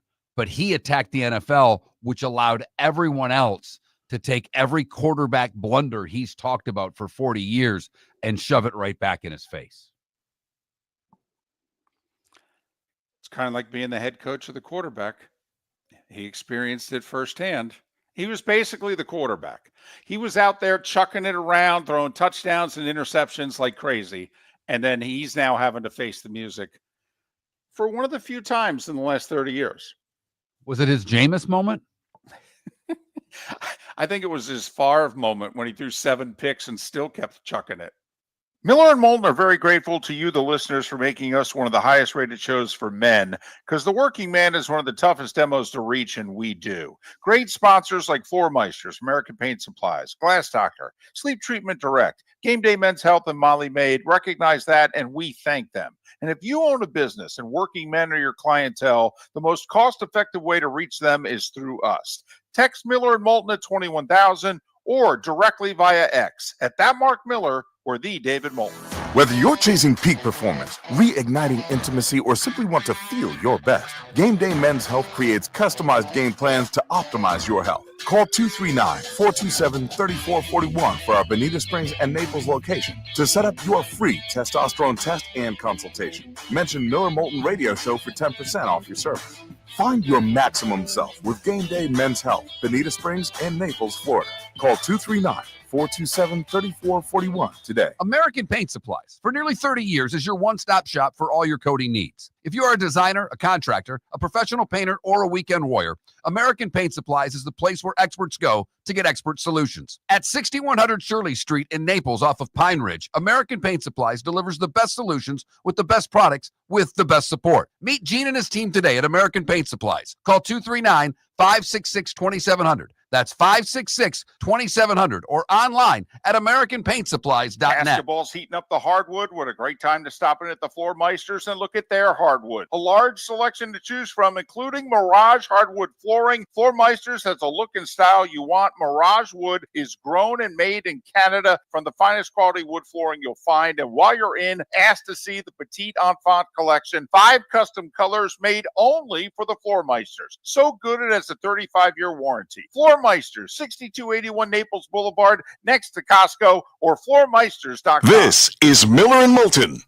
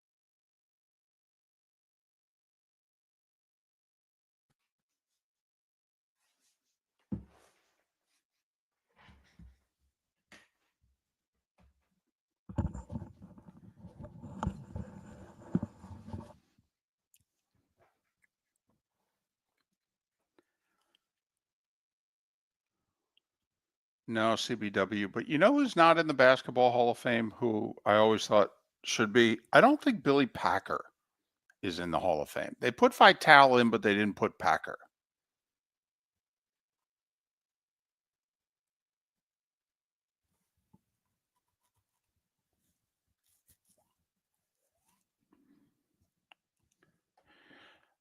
No, Sonny, I don't think Jimmy the Greek will get the Roselle Award posthumously.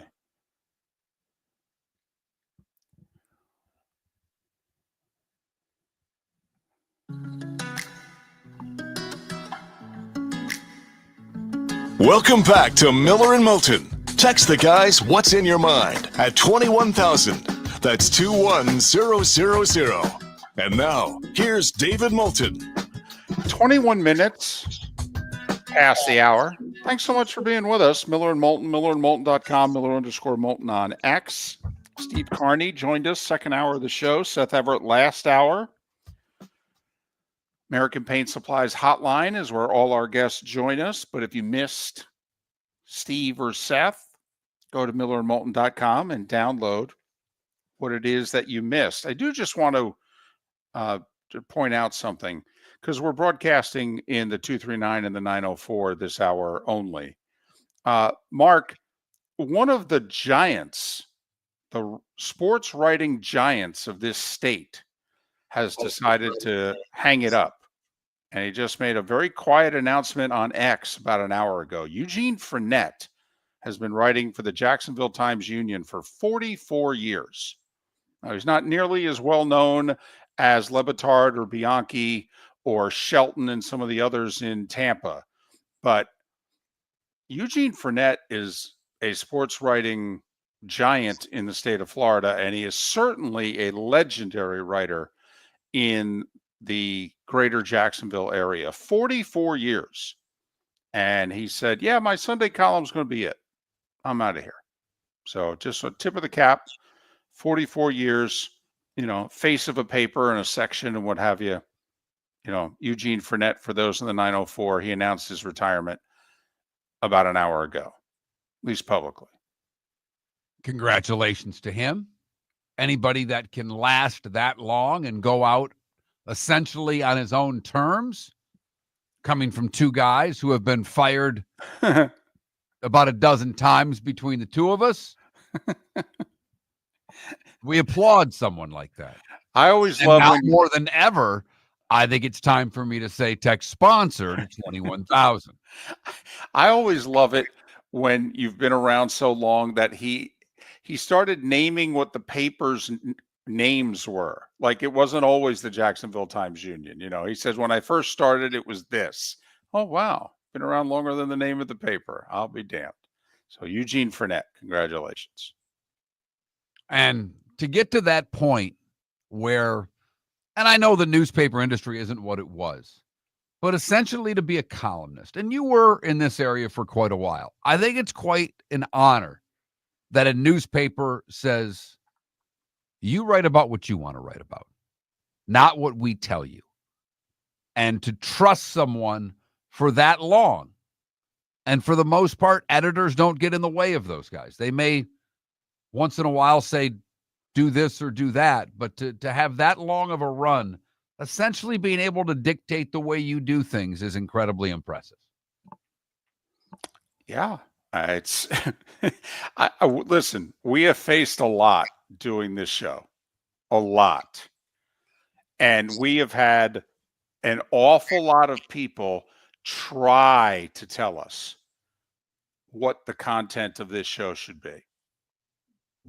We have had people try to bribe us as to what some of the content on this show should be. Wait a minute. No one tried to bribe me. I would have accepted the bribe. No, you wouldn't have.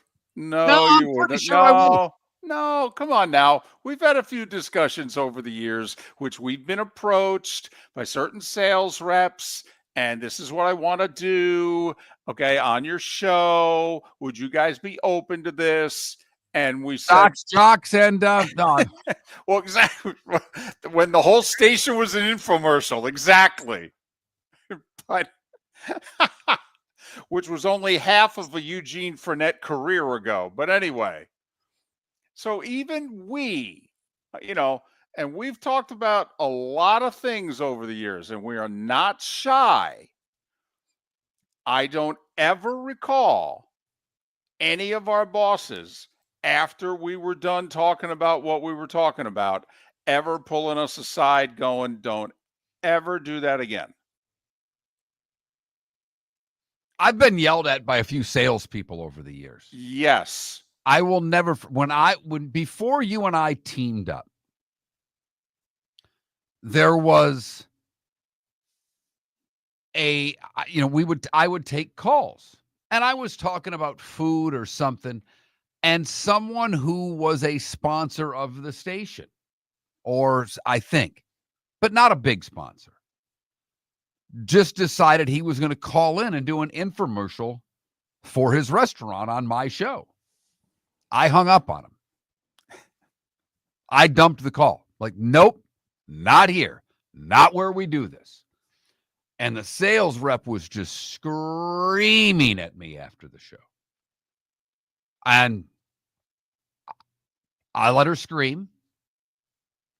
And she had friends in high places in the building. Sure, because she brought in money directly. And whatever money we bring in is always seen as indirectly, so we don't get the credit for it. Right.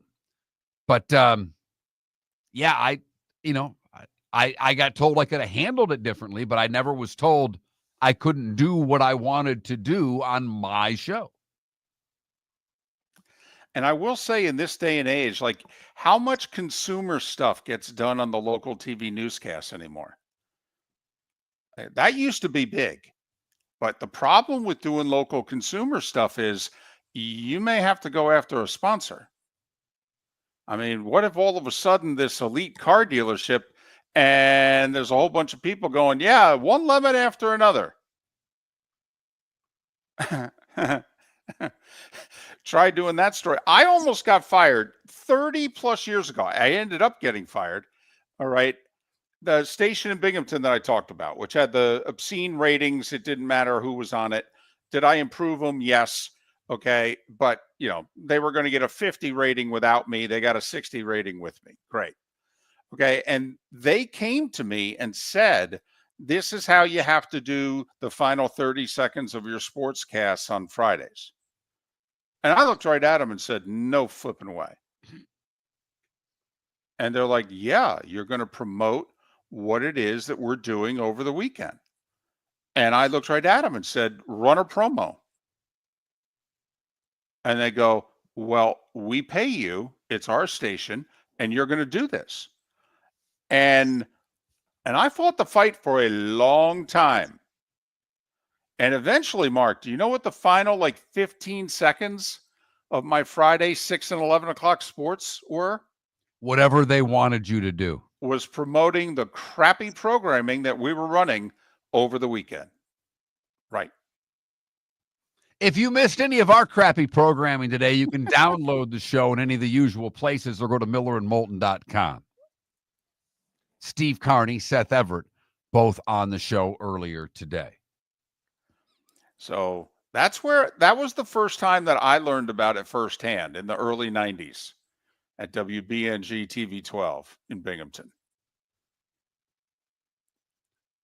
But if you want us to talk about something in particular, I would just say, put your money where your mouth is, and you can talk me into it. Maybe not David, but I'll work on him.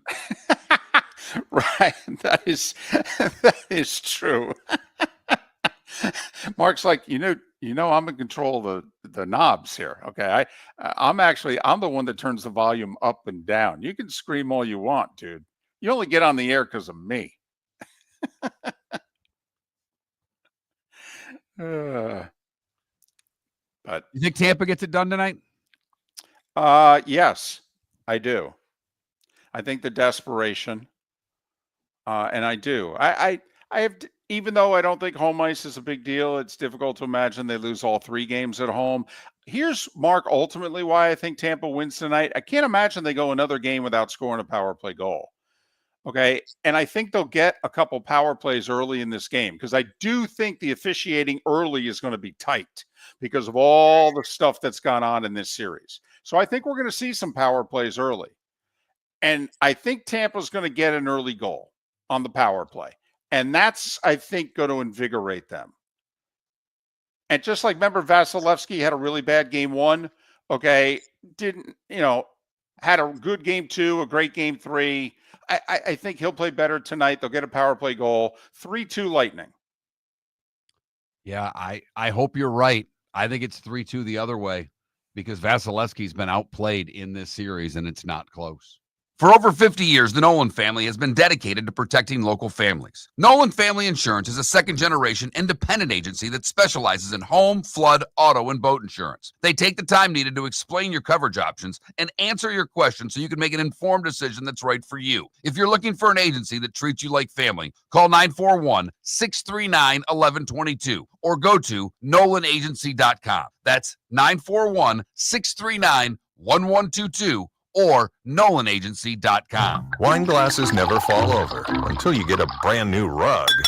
Oh no! Ketchup bottles act normal till you're wearing a new shirt. Oh, you kidding me? And rocks slide peacefully on the road till the day you get a brand new windshield. Then they fly up off the road and attack without mercy.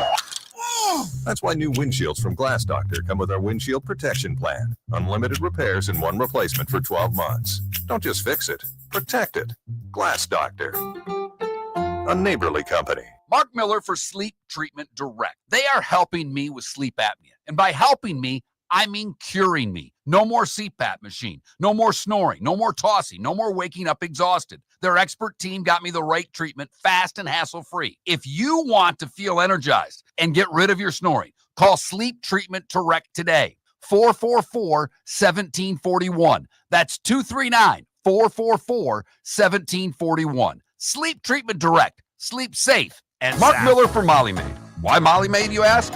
Trust. Moulton was a customer for 15 years. Affordability. Didn't I just say Moulton was a customer for 15 years? Worry-free services. Our professional house cleaners are fully insured and a 24-hour warranty. Call Molly Maids today at 239-774-5839. That's 239-774-5839 or online at mollymaid.com/FTMYERS. That's mollymaid.com/FTMYERS. This is Miller and Moulton.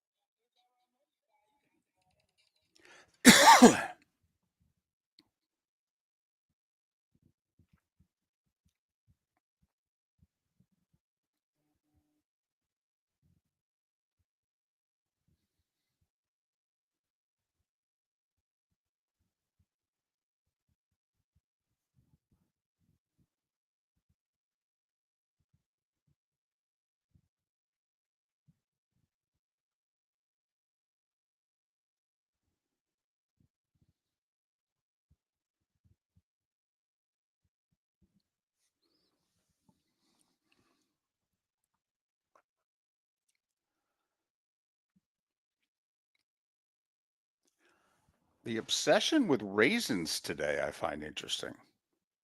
I didn't think they were the type of food to, generate emotion or thought.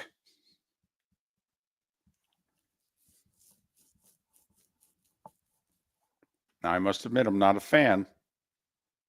No, I know Canada Relief. I just, didn't think it was a topic worthy of discussion, but obviously you feel differently.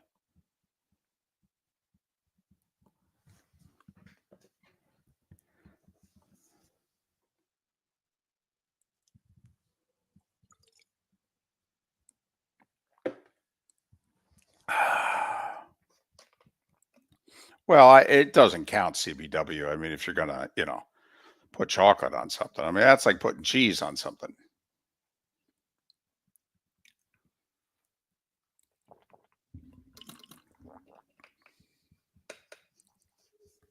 It's not cheap, Feeney. I will say that, but it is it does what it says. It's I can't do the CPAP. It doesn't even, it's not working right. It didn't fit right. So I have basically a retainer that I wear to bed every night.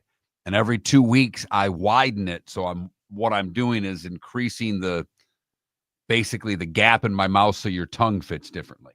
And according to my wife, it's worked better.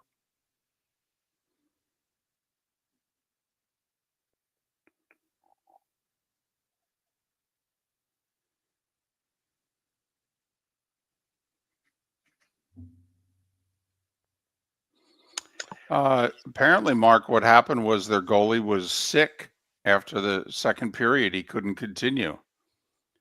So the Flower played the third in the overtime.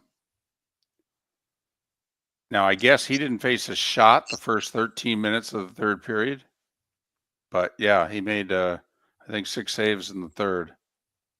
And by him getting in the game, he now set an all-time NHL record of number of years in the playoffs. If it was either consecutive or what, but I think he's now at 18 years, and that became the most of all time.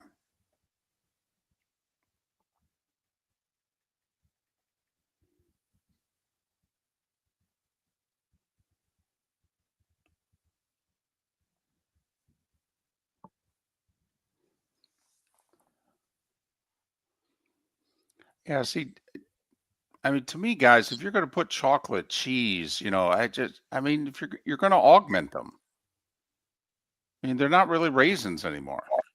It becomes a piece of chocolate or cheese or yogurt or whatever.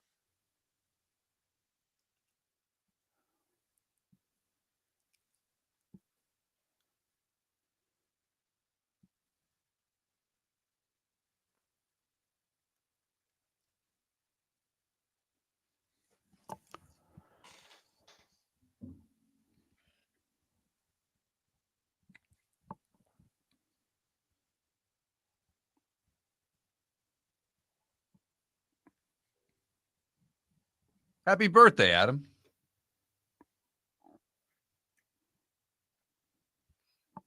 Way to go, buddy. Way to go. He was born. What did he do?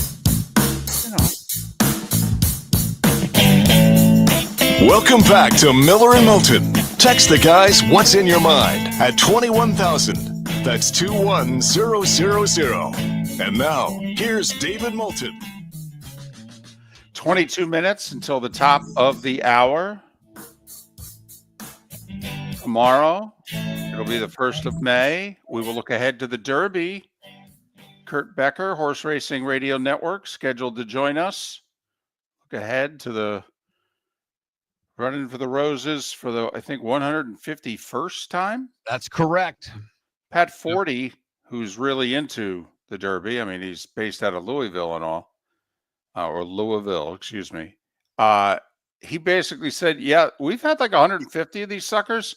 Tough to beat the last 5-6 years as a grouping. And he kind of goes through it in a piece that he wrote late yesterday and makes a compelling case.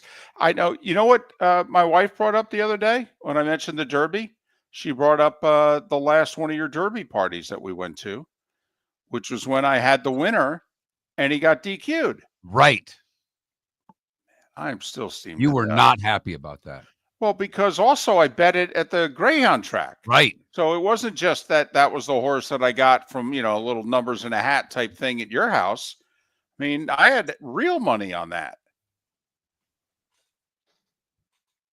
Was talking it up. We do a radio show. I don't know if you're aware. Okay. And so for 2-3 days, I had said, this is who's going to win the Derby. It's nice when you get that right. It is.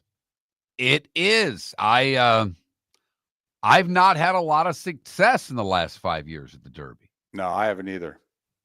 I had a really good run in the 90s and early 2000s. I mean, a really good run. But no.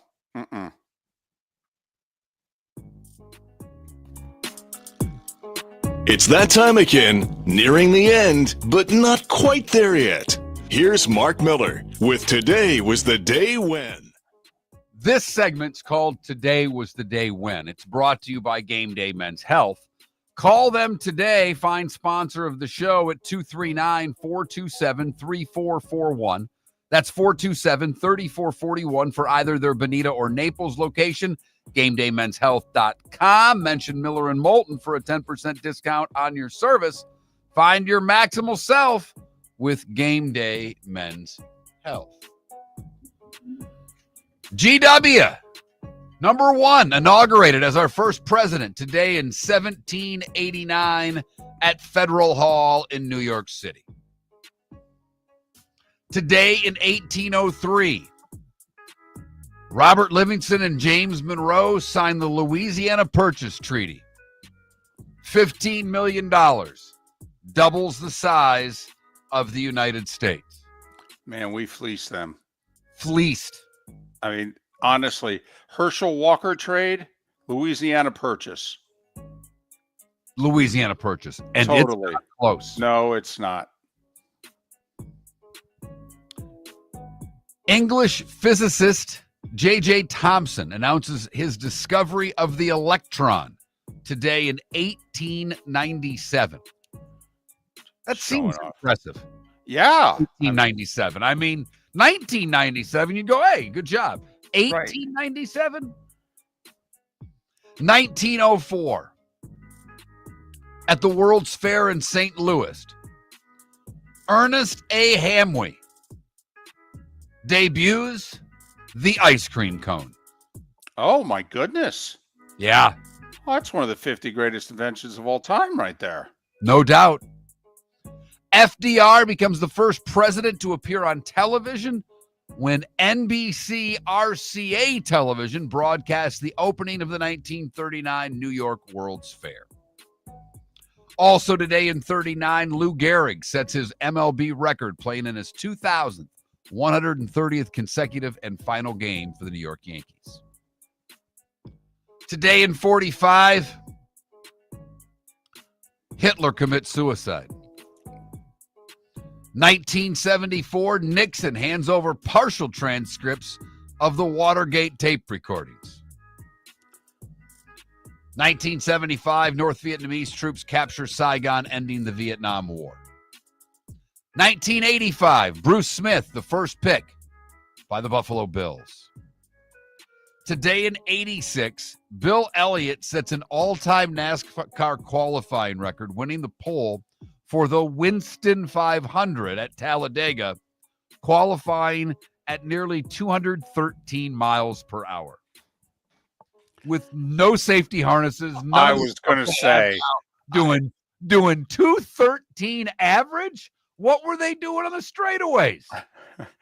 And I mean, a helmet that wasn't worth a damn, one seat belt. Okay. Right. Yep. Uh-huh. And that's a super speedway, ladies and gentlemen, Talladega. Yep. Today in 89, the World Wide Web is first launched in the public domain by Tim Berners-Lee. 1992, the final episode of The Cosby Show. It was a big deal. That was before we knew he was a creep. 1993 was when Monica Seles was stabbed during her match in Germany. Chrysler files for bankruptcy today in 2009. Jameis Winston, the first overall pick today in 2015. And Brock Purdy became Mr. Irrelevant today in 2022. Burt Young from all the Rocky movies would have celebrated a birthday today.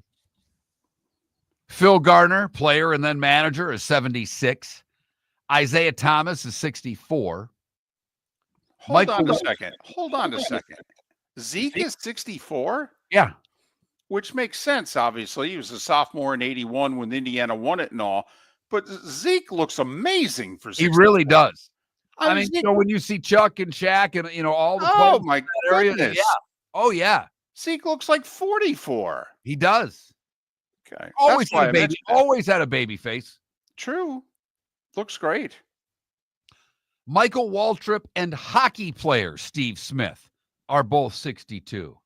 Steve Smith, when with Calgary, was ready to take down Edmonton. Steve Smith, 2-2 in the third, game 7, 86 playoffs. And Steve Smith puts the puck off the back of his goalie skate into his own net, and Calgary beats Edmonton. And a lot of people think if not for that, Edmonton would have won 5 in a row. Kristen Dunst is 43 and Gail Godot is 40 years old today. What did I miss, David? The only thing that I think is interesting is it was on this day 28 years ago that Big Ben, and we're not talking Roethlisberger, but the clock stopped for 43 minutes. Okay, yeah, it was not even an hour, right? No. And the only other thing is if you're into Land Rovers, I don't think you mentioned this, today in 48. It's the first time that a Land Rover was ever shown at an auto show before. So that's all I got. Time to see life a little bit differently. Here's Mark Miller with the good, the bad, and the ugly. What you got, Mark? Well, for the good, we'll stick right here in Florida and go to the Sylvan Lake Reserve neighborhood, where Kristen Savage was walking her dog in front of their house when a bear snuck up behind her, went around her leg, and started biting at her dog. Oh, boy. She said, I was hanging him like a piñata in the air, but every time I put my dog down on the ground, the bear would go after him again. She fell down, and she said she started to panic because she was on the ground in a vulnerable position. She said, my brain was like, get up and get big. So I started waving my hands and screaming at the bear, stepping towards the bear. The bear backed off initially, but the second she took a break from that, it sprinted right at us. It was when she remembered that she had a bag of cookies that her mother had just given her that saved the day. She smacked the bear across the face with the bag of cookies and then threw them at her face. The bear shifted his attention to the cookies, and the lady and the dog were able to escape. For the bad, we go to Arcadia, where deputies are on the lookout for a woman who stole an adult tricycle from a residence. She was seen on a doorbell camera wearing a tiger print onesie. The suspect has been identified, but attempts to locate her have been unsuccessful. Emily Hesters is the woman donning the tiger print onesie. Her old address says she's not welcome, and the tricycle remains missing. If you spot someone on a tricycle wearing a tiger printed onesie, you're asked to call Crime Stoppers. And finally, the ugly. We'll stick right here in Southwest Florida in Lee County, where a driver doing a $140 in Lehigh Acres avoided police, but then crashed into a stopped vehicle. The occupants of the vehicle were arrested, but the driver was able to escape when he took off. Inside the car, there's a reason why he took off. They had about 20 pounds of weed in the car, and they're still on the lookout for the driver. You can contact Crime Stoppers if you're aware of any part of this incident. And that is the good, the bad, and the ugly on today, Wednesday, April the 30th, here on Miller and Moulton. So obviously, everybody's playing today in Major League Baseball. 6 of the games are in the afternoon, including the Marlins at 3 o'clock. So it's a mighty nooner in Chavez Ravine. Marlins trying to avoid the sweep at the hands of the back in first place LA Dodgers. So it is on MLB Network. That's if you don't get it on your local Bally's channel. One other note from a gambling standpoint. Makeup doubleheader today, Cardinals Reds. Do you play? Wait to see the first game, which, by the way, is 12:40 start. Okay. 12:40 start, and then 6:40 is the second game. So you'll have a good 2 to 3 hours to find out the result of the first game and then decide, are we going to have a split or a sweep? Last two double headers were sweeps. Yep. Tigers swept the Orioles and the Yankees swept the Guardians, I believe. Yes. And both of them, by the way, were makeup doubleheaders, not scheduled doubleheaders. But yes, we've had 2 sweeps in a row. I would be inclined to bet on the split. But basketball, 2 games tonight. TNT with the doubleheader. TNT, interesting that the early games in Houston, that's a 6:30 local tip.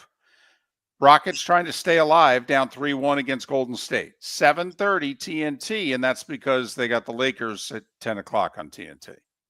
So the Warriors and the Lakers tonight, NBA double dip on TNT. 3 hockey games, 2 of them on ESPN, 1 on ESPN2. The one on ESPN2 is the one that we've been talking about all day. Panthers Lightning, 7:30 on the Deuce. That's if you don't get it locally.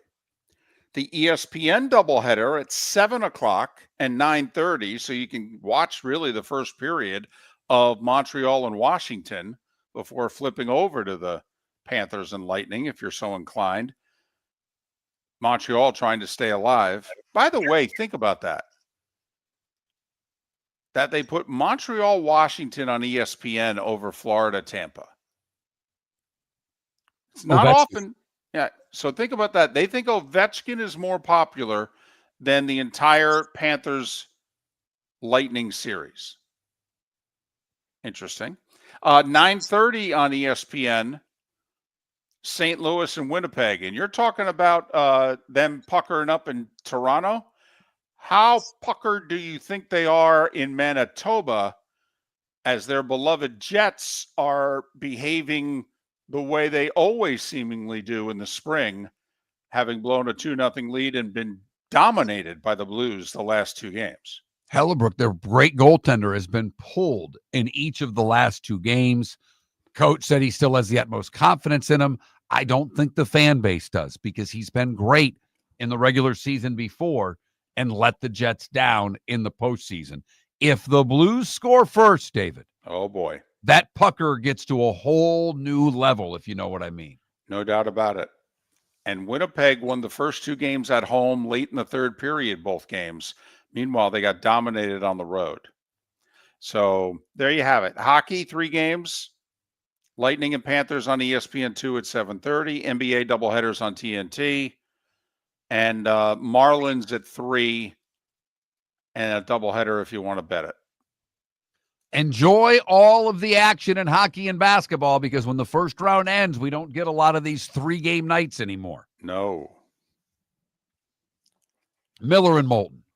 We will talk the Derby tomorrow with Kurt Becker. Have a great rest of your day. American Paint Supplies, for nearly 30 years, is your one-stop shop for all your coating needs. If you are a designer, a contractor, a professional painter, or a weekend warrior, American Paint Supplies is the place where experts go to get expert solutions. At 6100 Shirley Street in Naples off of Pine Ridge, American Paint Supplies delivers the best solutions with the best products with the best support. Meet Gene and his team today at American Paint Supplies. Call 239-566-2700. That's 566-2700, or online at AmericanPaintSupplies.net. Wine glasses never fall over until you get a brand new rug.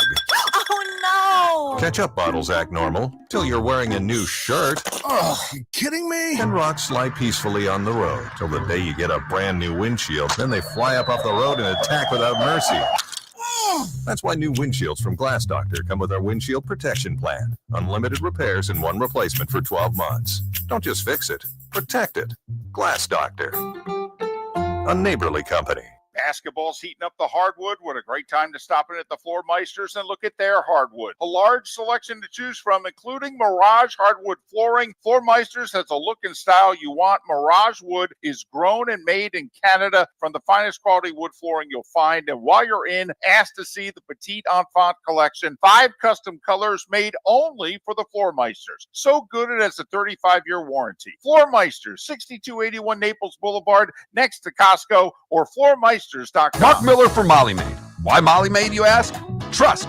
Moulton was a customer for 15 years. Affordability. Didn't I just say Moulton was a customer for 15 years? Worry-free services. Our professional house cleaners are fully insured and a 24-hour warranty. Call Molly Maids today at 239-774-5839. That's 239-774-5839 or online at mollymaid.com/FTMYERS. That's mollymaid.com/FTMYERS. We've got a text message for Dr. Dollar. A few of my friends are taking daily Cialis or Viagra. What are the benefits and how much does it cost? Great question. Cialis, tadalafil, and Viagra, sildenafil are game changer for men who want better performance, stamina, and confidence. They improve blood flow, support long-lasting performance, and help you feel like yourself again. And the best part, at Revitalize Clinic, we make it affordable. Less than $1 per pill. No overpriced prescription, no hassle, just real results, American-made, at the best prices in town. Plus, with early hours starting at 5:30 in the morning, we fit your schedule. Take control of your health today. Call Revitalize Clinic at 239-277-5770. Visit revitalizelounge.com or text Dr. Dollar directly at 239-980-2302. That's 239-980-2302. Get results. Get confidence. Revitalize Clinic, because every man deserves to perform at his best without breaking the bank. Text Dr. Dollar now at 239-980-2302. This is Miller and Moulton.